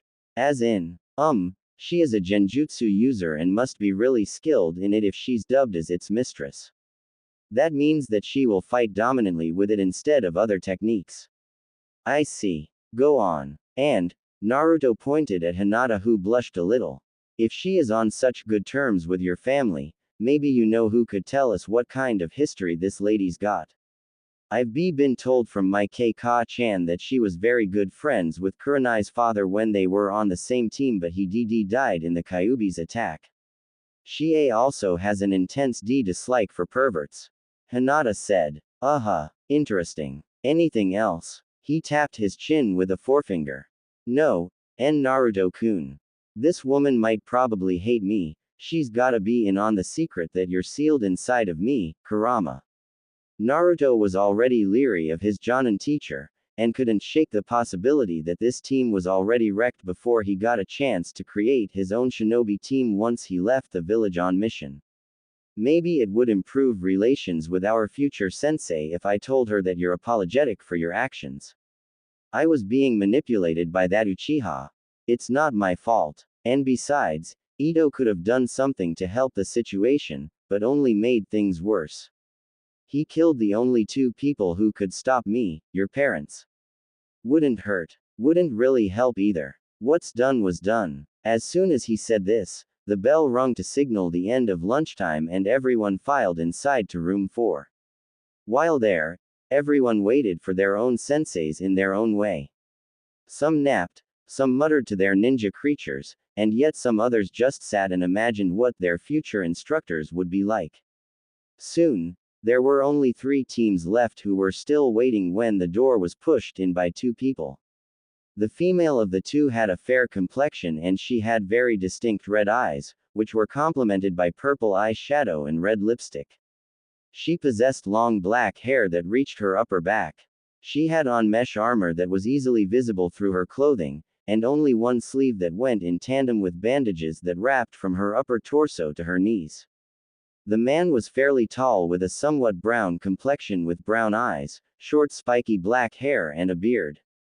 His standard Jonin jacket had bandages around the sleeves and around his waist. He had on a sash with the kanji for fire on it. Teammate? The woman asked. She threw a harsh look at the Uzumaki that everyone noticed. Naruto's eyes widened in recognition, and a loud and silent "no" was on his lips. It was grim. My name is Kurenai Yuhi. I will be your Jonin sensei. Meet me in the "no," someone exclaimed, slamming his hands on the desk and stood. Everyone turned to take notice of the yeller, none other than Naruto himself. I want no part of this team if it means having to put up with her being my sensei. Kurenai was silent. She didn't seem at all surprised to hear this outburst, and this troubled Hinata. She also surprised to see Naruto behave in such a manner. He was cheeky at times, but never an outright rebel. Naruto-san, what is wrong?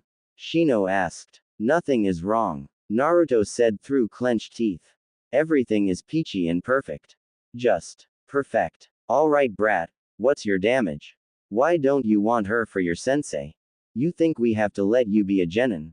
The man said. Don't have to tell them about our own tests yet. Actually, yes, you do have to let me be a genin. After all, if Kuma were to attack Konoha with a couple of Jinchurikis, Naruto trailed off. He knew about the S-ranked secret. The Jonin got the message. Their expressions grew cold. The students didn't understand a thing that was going on. Asuma, let's not waste time with him. Just let him be. Kurenai enjoined to the now named Asuma. What? The man was baffled. Just ignore him. Yeah, that's right, Naruto exclaimed. Just keep doing what you did Thursday. Can someone tell me what the hell is going on? Kiba was completely confused and befuddled, couldn't take any more subtext. From what I can gather, Naruto is upset with Kurenai-sensei due to some incident on Thursday. Shino sounded unsure at first in his explanation, but kept on. Judging from what was said, Naruto must be loath to the circumstance that she may have ignored him on some matter of importance. Hit the nail right on the head, Shino. Naruto said as he sat back down in a huff, still glaring at the red-eyed woman. Kurenai breathed slowly, trying to relax herself. Her first encounter with the Nine-Tails Jinchuriki didn't go well because she had blown him off when he asked for Bunshin ninjutsu help. Admittedly, she probably would have helped him if the creature that resided in him hadn't killed Shinku Yuhi, her own father. What's worse, she didn't even want him on her team, but his scores had perfectly rounded off the other students' scores, ending up being second to last in his class, despite reports of him being the strongest genin of his generation straight from the Hokage's mouth. Just a bit earlier, she had tried to explicate to the Hokage about the fact that there would be friction between herself and the boy, but he still ordered her regardless. Look, Naruto, even if you don't want Kurenai as your sensei, the Sarutobi began. You stay out of this. You did the same thing too. Every one of you people are all the same. Will of fire. Ha! Naruto spat. Suddenly, disappearing and reappearing, the offended Jonin was in front of Naruto and lifted him by his shirt collar. You will show respect to your superiors, brat. Now either go with Kurenai, he looked to the woman by the door, or sit out another year in the academy, Asuma averred unnervingly, leaking just enough killing intent to frighten any and all genin present. He wasn't about to take any bullshit from a fresh genin, Jinchuriki or not, just because he felt biased against. Naruto wasn't fazed. He merely looked over to Kiba, as if deliberately ignoring the man lifting him up bodily. Hey Kiba, looks like you can leave Team 7 and join Team 8. Seems more your type anyway.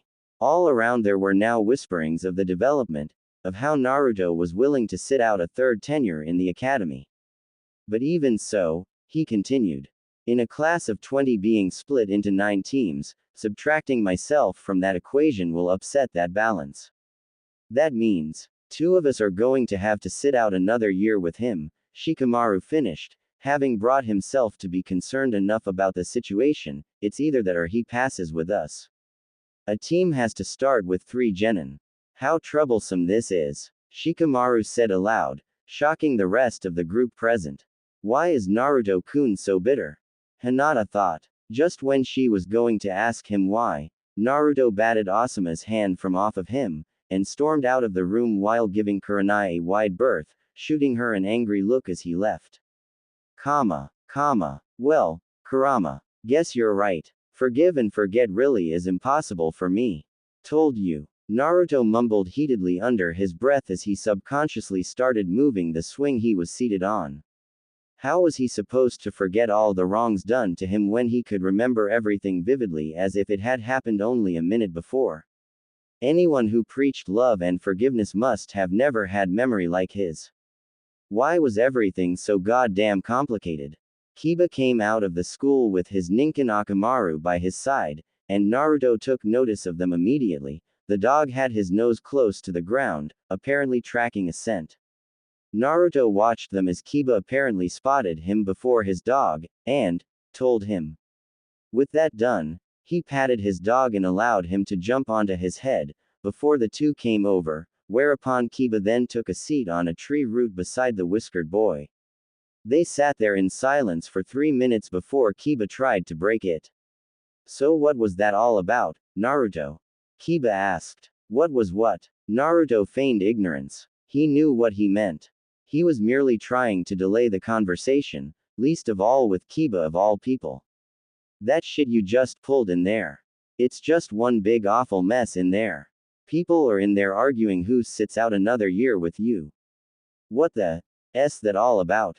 Kiba yelled. Naruto groaned inwardly. There was just no going around this. Fine, I'll talk. Just keep your damn voice down. The Inuzuka still felt put off by the new Naruto. Nonetheless, he would go along. He still wanted some answers. Okay, he said quietly. You remember the test on Friday? I failed the exam because I couldn't create 3 bunchins. Naruto started. Yeah, who could forget that? You're the only who failed that. Kiba chuckled. Naruto wasn't amused. You're the only one to fail the written exam, Naruto remarked, much to Kiba's chagrin. I just didn't get a chance to study, that's all, he answered lamely. I was polishing my taijutsu. Still passed overall, though. The kitsune inside the seal who was listening in on the conversation was impressed. His container's ability to read people was scary good. Naruto smirked inwardly. Yeah, anyway, I knew I was probably going to fail that part of the ninjutsu exam, so I went around asking for help the day before. I asked a lot of ninja, including those 2 ninja, but they all refused. Hey, I get it. Even if somehow managed to learn that jutsu overnight, you're just pissed because that woman who was supposed to be your sensei now didn't even give you the time of day before. Kiba could relate somewhat. No one really helped him with his training until he was named clan heir when his sister didn't want the training or responsibilities. Yeah, Naruto appreciated the fact that Kiba wasn't thick all the time. Alright, Naruto sighed. No one helped me. I had to learn the technique on my own, and to tell the truth, it's a little better than the one they taught us in the academy. If you don't know how I got to learn it, then you're probably not meant to know. It's a bit of a secret, Naruto said quietly. He quickly made a clone and told Kiba to take a punch from it. The ignorant Inuzuka complied, thinking that it would pass by him. Fortunately, the clone decided to just thump the boy on the shoulder instead of causing real damage. Kuso. That's impressive. Can I learn it? No. I just have a lot of chakra that allows me to create these clones. You probably won't be able to create them until you're about, say, 15 years old. Kiba was about to argue, but stopped to consider the chakra reason. It was true that the clone jutsu required a small amount of chakra, and people who couldn't create them were often people with too much chakra, his mother had explained once. If that was Naruto's reason, since it concurred with his mother's explanation, then the guy wasn't lying. But still, maybe you could just forgive and forget even this time, huh? Naruto growled when he heard that, thinking that the phase was getting to be both ironic as well as reoccurring. I don't think it's fair for to hold a grudge against a teacher to the point of making 2 of us sit it out with you for another year. Damn it. Even Hinata's looking like she's about to start crying in there thinking she won't progress, you know. Other people have to put up with your shit too. It's not fair. Not fair. Not fair. Where the hell the shopkeepers when I needed food? Where the hell's the orphanage when I needed someone to care? Where the is help when I'm about to get murdered? You need to get your facts straight before you come talk to me about what is or isn't fair. Naruto blew his stack but was coming down from his emotional high. For all I know, you could be the one who's worried for his position, given the fact that you're dead last in the class right now. Damn, Naruto. People tell me I'm a prick but you're acting even worse. I don't know what the hell your problem is but don't take it out on me. Kiba stood up and dusted the seat of his pants and left without so much as a backwards glance. You know, he's right about that, Kurama suddenly said. What? I mean let it go, or at least pretend to. Everyone is really getting wary of you now. You could lose your Hittite if the Hokage thinks you're unstable because of your anger. Then what about the Uchiha? Naruto asked, upset now. I've never seen him lose his temper, but you did, you lost it in there. And you are known to have a certain nine-tailed fox jailed in you. It won't look good for you to get angry. I mean if the Hokage was here watching that little spat between you and Kiba, he'd start thinking that the seal was breaking or something. He would think that, not necessarily act on a hunch. He is dubbed as the professor, you know. He'd want to get his facts straight first. Well, at least join the team. You're depriving your teammates of a chance to further their careers, the fox argued. I'm postponing their deaths. You're starting to sound really selfish. Me? Selfish? Am I being judged by a Biju who nearly leveled the whole village? Naruto grumbled. Be that as it may, just join the team. You can quit it at any time. Yeah, I don't do quitting. That's not my thing. Fine. You can leave the team or threaten to leave the ninja program. After all, to lose their own Jinchuriki would make them lose an edge in heavy conflict, and they could straighten that Yuhi woman if she doesn't live up to your expectations. Maybe, it's not as if people like you enough to do something like this for your sake, but it's something that is worth thinking about. Naruto did stop to think about that suggestion. It sounded reasonable. If worse came to worst, they would simply replace the sensei or put him on another team.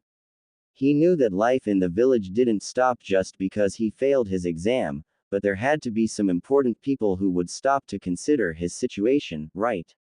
Alright, but let me see what's happening first. I'll send a clone. Just go as yourself. But, go. Kurama roared. Reluctantly, Naruto went back inside the school and made his way back to class. He knew that they couldn't try to harm him. If they did, they'd find out just how much strength he really had. He pushed open the door to see Kurenai sitting beside Hinata who was looking rather disheveled alongside Shino. Team 7 seated themselves on the far side of the room but Team 10 and that supposed, Asuma, man was gone. Maybe Hinata was really crying. Not tears, just agitated. But the damn woman shares a close bond with Hinata through her mother. The Uzumaki took his seat warily beside his team and waited for someone to speak. And sure enough, Kurenai did. Naruto, she began. I apologize. I'm sorry. Sorry for blowing me off. Or sorry that you won't get to have Hinata-chan on your team. The boy shot back with a glare. Kurenai stopped. There was a troubling thought. But she wouldn't lie, regardless of the consequences. If he could figure out why she was sorry, then chances are that he could catch her in a lie. For Hinata. Thought so. Nonetheless, I've been convinced by someone to suffer being on a team with you as my sensei so as to not deprive my teammates of a genin squad. Kiba who had been listening lifted his hand triumphantly. Not you Kiba, said Naruto, noticing but not even looking at the Inuzuka. Someone else. Who is this person? Shino asked. I'm not at liberty to say. Shall we go Kurenai-sensei? Naruto could barely say the last part, an obvious sign to everyone that he was extremely unwilling. Kurenai observed him for a bit longer. She was told that he was a happy-go-lucky, Perhaps the Mizuki incident had changed him more than everyone had originally thought. She stood up and beckoned for them to follow her. Perhaps if they got to know each other they would have a smoother relationship. Not that she wanted to have one. It was just the Hokage's orders. X equals X equals. So tell me about yourselves. Name, likes, dislikes, hobbies, dreams. Shino, why don't you start first? They were all seated on a convenient log in front of their sensei that chose to stand. At present, they were going through some mini introductions that were supposed to improve team synergy. My name is Shino Aburame. I like to spend time organizing and cataloging insects I come across. I dislike those who misjudge myself and my clan. My likes and hobbies are the same. My dream is to become a good clan head. Naruto gave Shino a friendly fist bump on the Aburame's shoulder and grinned widely. You don't like people who misjudge you. I think we're gonna get along just fine. I won't judge you if you don't judge me. Deal. What? Why would he be judged? This must be tied to the conversation I had my insects eavesdrop on when he was speaking to Kiba. Very well, Naruto-san. Alright, Hinata, why don't you go next? Kurenai suggested. Hi, my name is Hinata Hyuga. I like being with my parents and I like cinnamon buns. My dislikes are those who think my kindness is weakness and I don't like my family's segregation with the seal. My hobbies are flower pressing. My dream is T2, she looked at Naruto and blushed deeply. I am not sure what is I want to do, but there are things that I want. Sorry if that sounds strange. Naruto blinked and shrugged. Inside the seal, the monstrous Kitsune sighed. Even with his spiked intelligence, Naruto was still a complete dunce. Perhaps he would learn something about love when the library clones finally dispelled. Who knows how long that would take? Since it's my turn, I'll just start. My name is Naruto Uzumaki. I like to train in, well, pretty much anything that involves me getting stronger, and I'm not too shy about learning either, especially after my wake-up call last week. My dislikes are those who judge me, including biased teachers due to my status. He stared at the teacher pointedly but she ignored him. My hobbies and likes are the same. My ambition. I guess I'm like Hinata-chan. I don't really have any dreams or ambitions, but I am looking for someone, and not for good reasons. That's all. Alright. Kurenai clapped her hands, trying to dismiss the vague note that the Uzumaki had left in the air. The three of you have one final test. The original plan was to have the three of you to attack me using teamwork by attempting to take these bells. She took 2 bells from her weapons pouch. But all three of you know due to the earlier incident in room 4 that a team has to have 3 students under a teacher. So instead, I want all 3 of you to fight me with the intent to kill, only so that I can get to see your current level of progress. I'll call the session quits if I've seen enough. The red-eyed woman looked to her students, seeing them all stand up to ready themselves in some fashion. Shino whispered to his insects and Hinata activated her Byakugan while Naruto performed the ram seal to call forth his chakra. Judging by his intensity, she could tell that the boy was going to start using jutsus left, right and center. Begin. Shino and Hinata jumped into the trees to hide while Naruto sat back on the log. Yuhi glared at the boy whom she believed was lackadaisical. Well, oh, the test stops when you say you've seen enough.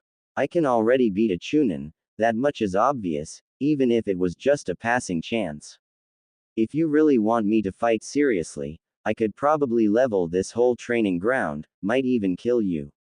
His face brightened a little at the thought, and the expression only served to upset the woman.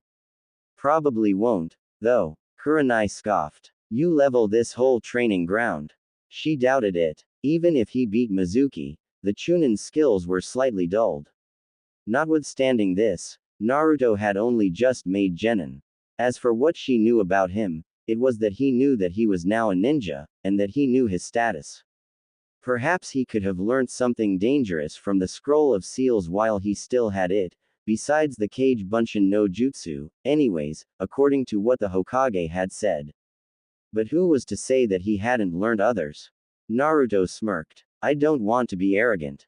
He formed the cross ram seal, and going along with this cue, the Kyuubi helped him to convert his chakra into elements necessary for the element-specific clones. 6 buncheons formed around him. You guys know what to do. Water. Fight her with the Tonto.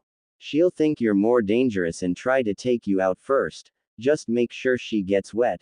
Hey, stop laughing, you perv. Lightning. You'll fight her with the baton. Enforce it with Raiden Chakra. If it hits her, she'll get electrocuted.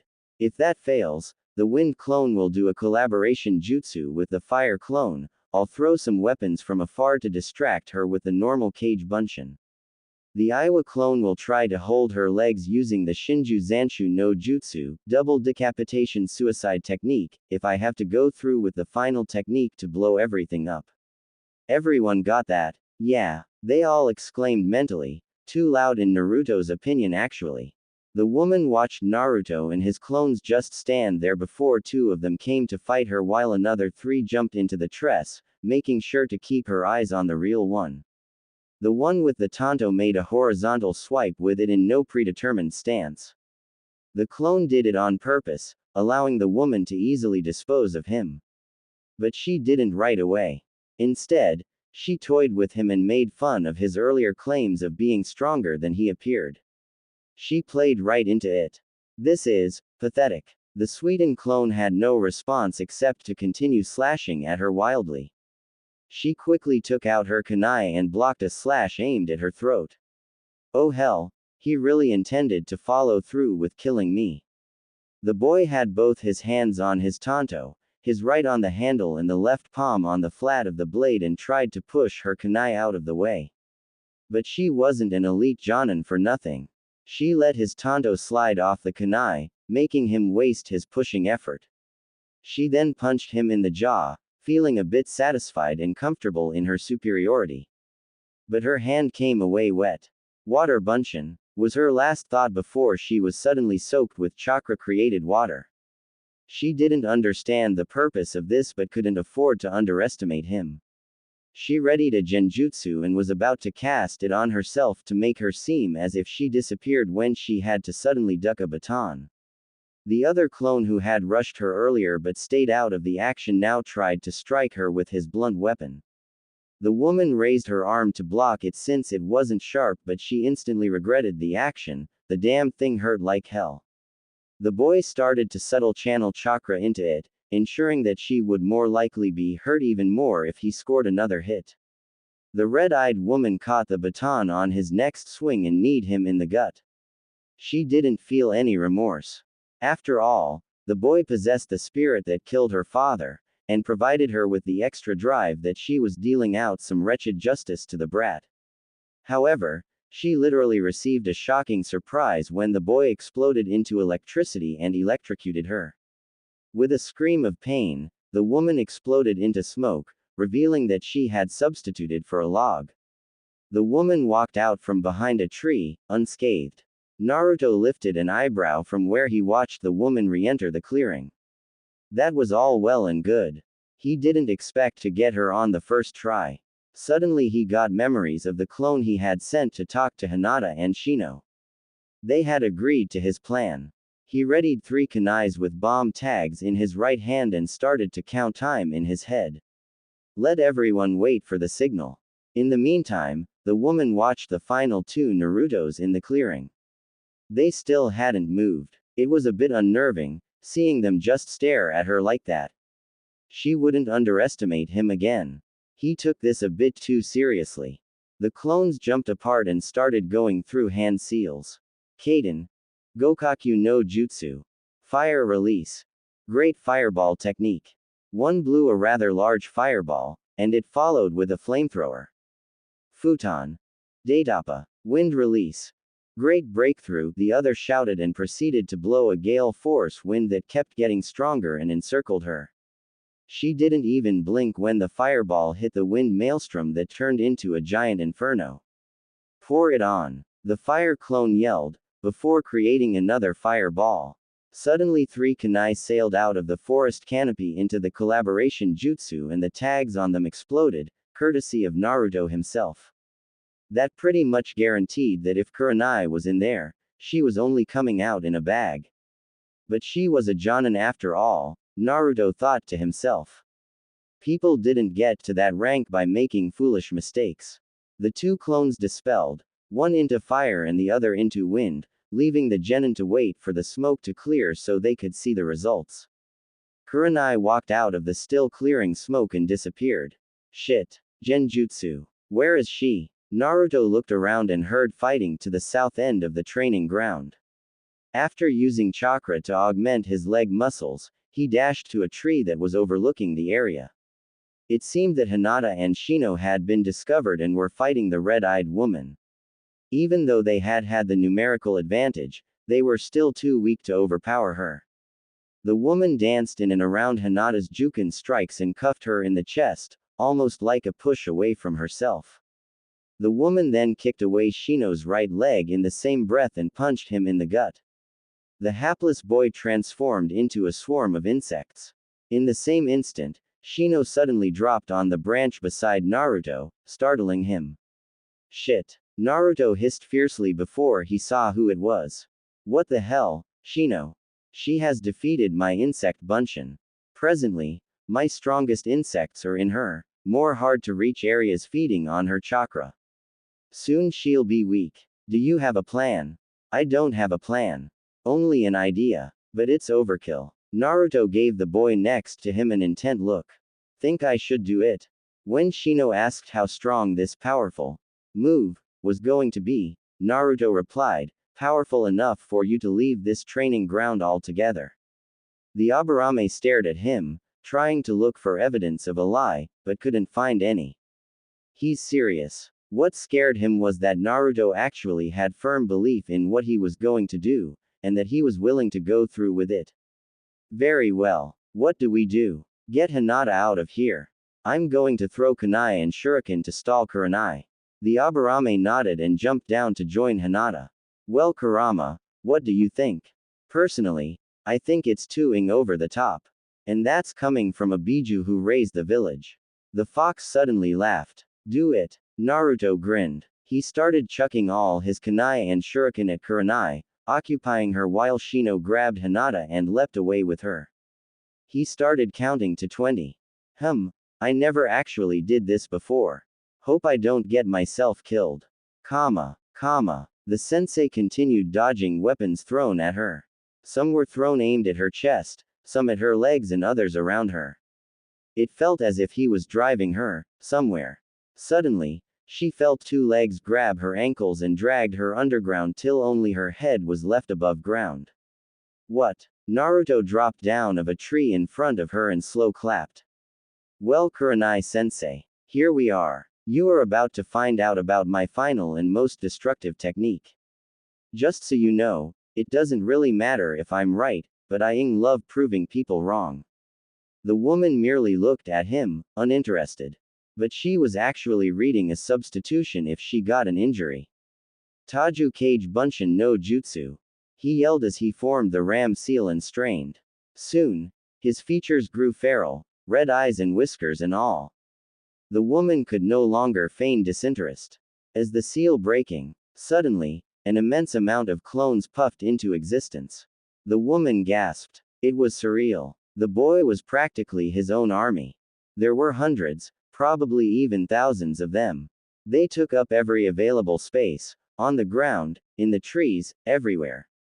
Suddenly the original Naruto shinned off while Yuhi still gaped. Where is he going? She did not like this situation and she quickly substituted with a nearby clone and got out of the hole. So this is your plan? To try and overwhelm me with numbers? She smirked. This might have been the tactic that he used to beat Mizuki, she thought, but it wouldn't work. She could easily outmaneuver them all if she had to, or to simply use another genjutsu. No, if it were that, the boss wouldn't have left. This is far too dangerous. What? Too dangerous for Naruto to stay. The woman grew worried. Suddenly all the feral clones formed the ram seal and started glowing a faint white. The woman's eyes grew wide when she heard what the clones shouted next. Kage Bunshin Daibakuha. Equals x equals x equals. It was a fairly ordinary day in Konohagakure. Business people were haggling, customers buying, akimichis were eating, and naris were lazing around and the like. There was absolutely nothing that would or could break the peace of a typical Monday. Naruto came out of his shunshin and appeared at Training Ground 3. The boy was about to see if the concept of having a localized and concentrated blast of exploding clones was as capable as he believed. He couldn't wait. Suddenly, he heard a massive shout that was carried over the wind. Taju Kage Bunshin Daibakuha. Then there was pure, unadulterated silence. Only for a moment. The air seemingly tensed before ultimate chaos ensued and reigned supreme for what seemed for eternity. A massive chakra-created explosion centered in Training Ground 4 rippled through it, destroying all that was caught up in its maelstrom. The white plume of the explosion that climbed into the sky could be seen by anyone in the village who was outside at the time. Hell yes. Boom. This tops every jutsu I have ever done or seen. Naruto was ecstatic. He was never going to forget it. He sighed, coming down from his frenzied high. But he didn't stop to think of the consequences. Not really, right at that moment, per se. Equals x equals x equals. Frankly, this is the stupidest thing you have ever done, Naruto. Hiruzen didn't know what to feel. Angry that Naruto destroyed a whole training ground, sad that Naruto had lied about what he had learned, happy that Naruto was now really strong enough to take care of himself, or pissed that this situation was going to cause a shitload of paperwork. The damn thing was practically multiplying on his desk every time he blinked his eyes. The old man put on the face required by his office that screamed, "Naruto, you've really stepped in it this time." But the boy had no regrets marring his countenance. It was an awesome and a destructive technique when clones were used in bulk. Even if he had to replant and grow every tree that was blown up into splinters, he would do it happily. Naruto was seated in front of the Hokage while Kurenai and the rest of Team 8 stood behind him. And behind them were Shibi Aburame and Hiashi Hyuga. No doubt that they were angry that Naruto nearly blew their children to smithereens. Thinking of the future repercussions, the aged Sarutobi couldn't help but sigh. Naruto, did you even stop to think of the complications and consequences? Naruto was impassive. Hokage-sama, I did stop to think about them before I did the jutsu. If I had used offensive elemental bunshins like Raiden or Kaden clones, the damage would have been significantly greater and possibly start a forest fire that would spread to other training grounds. Elemental bunshins used in a Daibakuha. Hiruzen nearly paled at concept. That may be, Naruto, but the fact remains why you did it at all. Naruto was prepared for that one. Kurenai-sensei told us to go for broke. So I did. The laws state that if one leaf ninja kills another leaf ninja by any means other than self-defense, the killer's life is forfeit. It's not as if it's murder. She told us to do it. Even if I, a mere genin, had killed my Jonin-sensei who practically told us to try and kill her, had succeeded in doing so, 1, it wouldn't have been murder, and 2, it would have meant that the standards for Jonin quality is looking pretty low. Kurenai nodded. That was true. Then what of Hinata, you wretch? Was her life forfeit in your attempts to kill your sensei? Hiashi spat. Did you not care if anything were to befall her? Shibi spoke up for the first time. That's not entirely true, Hiashi-san. He pushed his shades a bit farther up his nose while speaking. My son told me that Naruto warned him that his next technique would be quite potent and told him to leave with Hinata-san. In fact, he went on to explain that he got out of the blast radius with a bit more than enough time to spare. Are you defending the boy's inappropriate use of destructive techniques, Shibi-san? Hiashi glared. No. With all things considered, however, Naruto-san did nothing wrong. They were on a training ground doing a training exercise. The teacher's words, in a sense, stated that each person should give his best, and Naruto honored the demand. Naruto told everyone of his potentially destructive jutsu, even going as far as to warn them beforehand.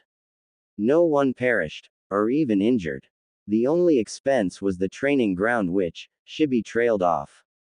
Has no owners. Naruto finished. Sarutobi sighed. They were correct on all points. The training ground was free for everyone to use. If you got injured there, it was basically your own fault. If no one owned the land, no one could be sued for injuries sustained there. Furthermore, since no one owned the land, Naruto didn't have to pay anyone for any damages. In short, Naruto blew a training ground to hell and he got to walk away whistling, scot-free. He needed to find some way to amend that loophole. Later. These are all true statements. Naruto has nothing binding him to any problems. Hiruzen stated. He looked at everyone's reaction.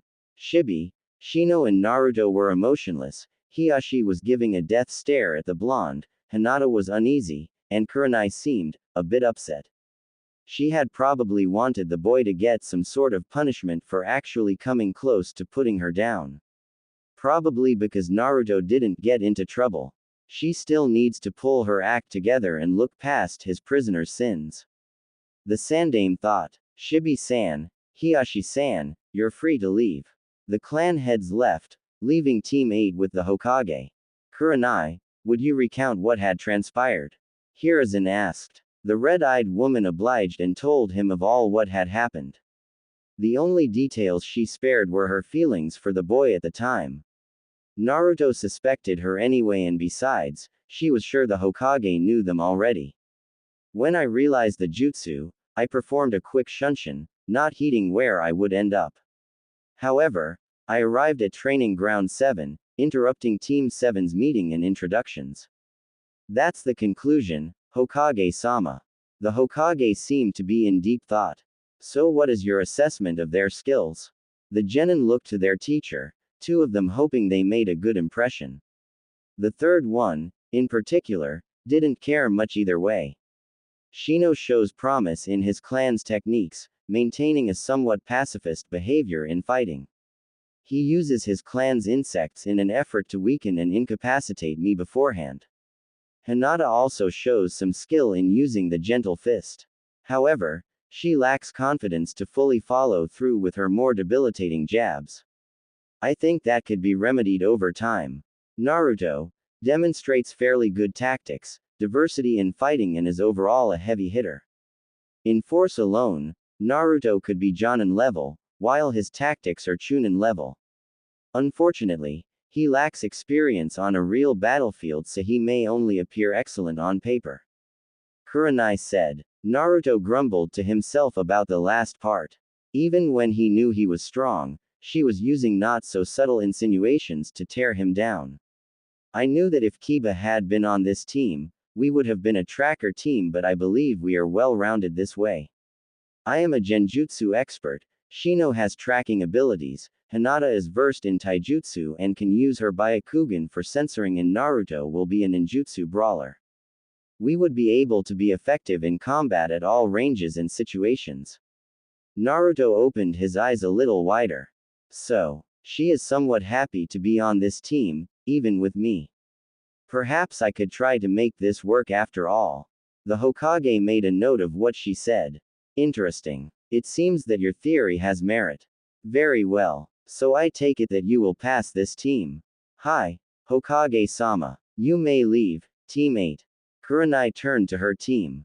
We shall meet for training at 7 a.m. at Training Ground 4. It's destroyed. Remember. Naruto smirked. Kurenai stared at the boy frigidly. We'll meet at Training Ground 3 instead. The team collected themselves and ushered their way through the door, Naruto last. As he was about to step through, the Hokage called out. Naruto, I wish to speak to you tomorrow at 4 p.m. Hi, Hokage-sama. Naruto remained formal. He left, and shut the door behind him. He's still so non-casual with me. Is it because he found out about the fox in a more disastrous fashion than hearing it from me? The Hokage could only ruminate on his radical theories. Before he could get any further, the door pushed open to reveal his secretary with a stack of papers which she placed on his desk. Most of that consists of complaints regarding the explosion at Training Ground 4, Hokage-sama, not to mention the Shinobi's concerns that we might be under attack. Hiruzen sighed. It had been a bare half-hour since the explosion and there was this much paperwork regarding it. He really needed to throw his hat to some other poor sap.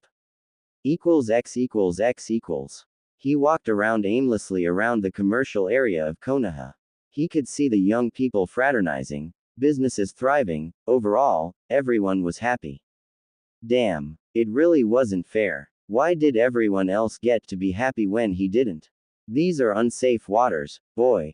What? Why would you think of their happiness? It would only cause the opposite to you. Why would you even want happiness? Do you want to be happy? Naruto stopped. Did he want to be happy? He wanted to answer yes, but the fox never asked him a question like that unless it was to make him think. Naruto hazarded his answer. Hi. Why? And don't give me that life isn't fair crap. Kuso. I lived on my own, Kurama. I've had the shit beaten out of me as a child. I went hungry without food, got sick eating spoilt food, wear rags for clothes. I think I deserve some happiness. I've had it coming to me for a long time. When the hell is it gonna get here? Kurama nodded. Happiness is also a foolish emotion. It clouds judgment, creates insecurities about future problems, causes complacency, and the list goes on. Frankly, have you forgotten being a happy idiot? No, but it's still not fair though. I'm not asking for endless happiness, just a little. I can't even call the Sandame Gigi anymore. While I knew about you, I didn't know about an ranked secret that I wasn't meant to know. Even if he had told me himself and that I couldn't blab it out to everyone, it wouldn't have been so bad. Oh, cry me a river. Why couldn't I have been sealed in someone more emotionally stable? It just had to be some poor kid bemoaning his hand in life. Naruto chuckled. Shut up. At least we're friends, Kurama. Not everyone can boast about having a Biju for a friend, you know. Kurama grinned. Friends? I prefer acquaintances or even business partners. Not friends. Naruto sighed. The fox was probably kidding. He continued walking, ignoring all the glares and hushed whispers. He couldn't be hurt. Not anymore. If a ninja was attacked by civilians, he could defend himself, just short of killing.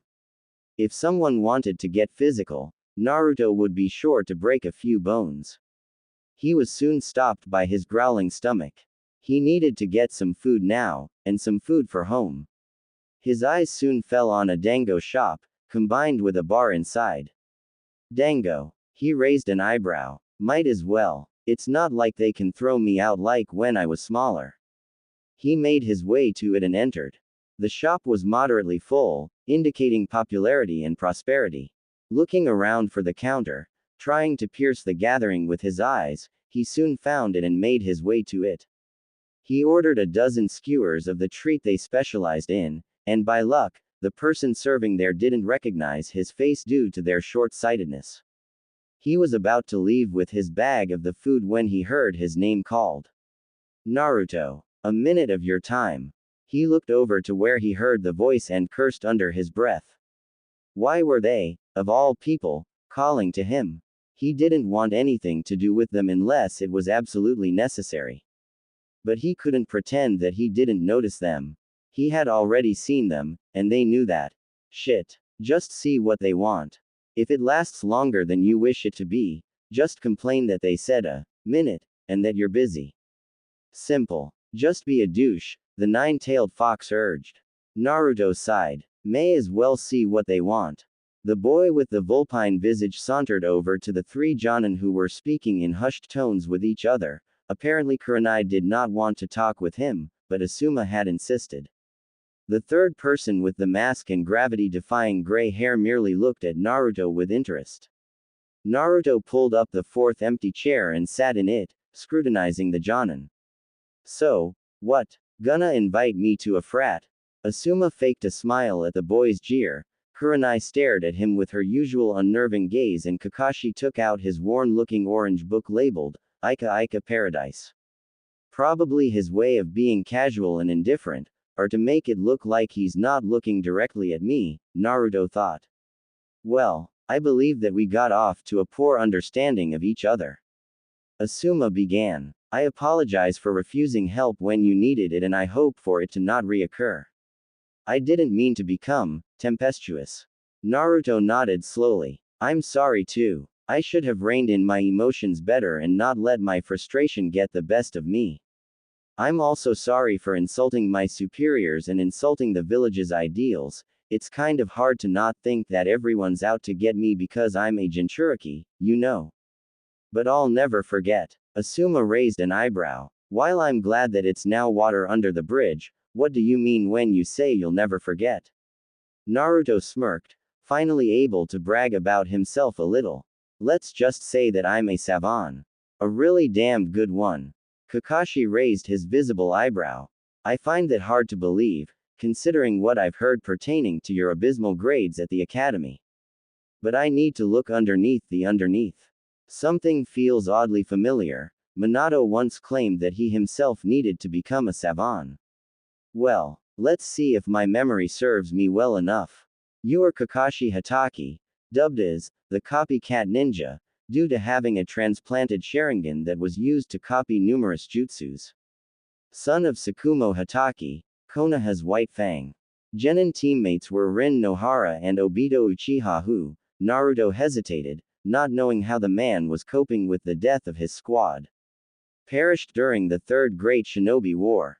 The team's Jonin sensei was Minato Namikaze, who later became the fourth Hokage. I think that those are the more important details, right? The three Jonin were surprised. This was supposed to be the Academy's dead last. Asuma Sarutobi also has an equally impressive history, becoming one of the Fire Daimyo's guardian shinobi 12. Unfortunately all I could find on Sensei was that she was your Genin teammate, along with Reito Namiyashi. Sorry Kurenai Sensei, you're, only a bit better known than the average shinobi. Maybe it's for the best. I'm sure you wouldn't want someone out for your head. Or thinking that you're easy pickings, he mumbled the last under his breath but she must have heard it or read his lips. The marring scowl on her face was a testament to this. Asuma frowned. Well, you're right on all the details. Kurenai glared at Asuma, who quickly went on. But why do you make it sound like you have it in for her, even going as far as to level a whole training ground in a training exercise? I don't really just dislike her. I dislike you all equally. He grinned wryly at this. It keeps me unbiased. Maybe you none at all since we apologized to each other and all. Naruto stated matter-of-factly. The question remains. Why? Kakashi asked. He really didn't want his sensei's son to be at odds with him. Minato was probably the closest thing Kakashi could call a friend. Family, even. She was prejudiced against me for having the Kyuubi in me. You all did. So I decided to use exploding clones. If she had taught me the regular Bunshin, the explosion wouldn't have happened. Hell, I learned more in the Mizuki incident in a single night more than I have learned my whole life in Konoha. So anytime Sensei sees me use clones or do well in general, she won't be able to take credit for it. It will be a lasting reminder of what she did, or didn't do. That goes for all of you, including you Kakashi. So you blew up a training ground because Kurenai doesn't seem to like you. That's petty. Asuma concluded. And stupidly dangerous. I don't like people who don't like me. It's common sense and karma, not being petty. Meanwhile, on the inside, Kurama was trying to puzzle out a way to ease Naruto's cohesion with his Genin team. Chances were that if he didn't do something, Naruto's friction with Kurenai would get them both into trouble, and they needed to get out of the village on a mission soon. Boy, tell the woman that I'm sorry for her father. Tell them I was merely seeking revenge against the village. Anything but the truth about the Uchiha's control 12 years ago, Arito. Naruto. You spaced out a little. Asuma said. Naruto didn't want to even think about Kurama's sudden change of heart.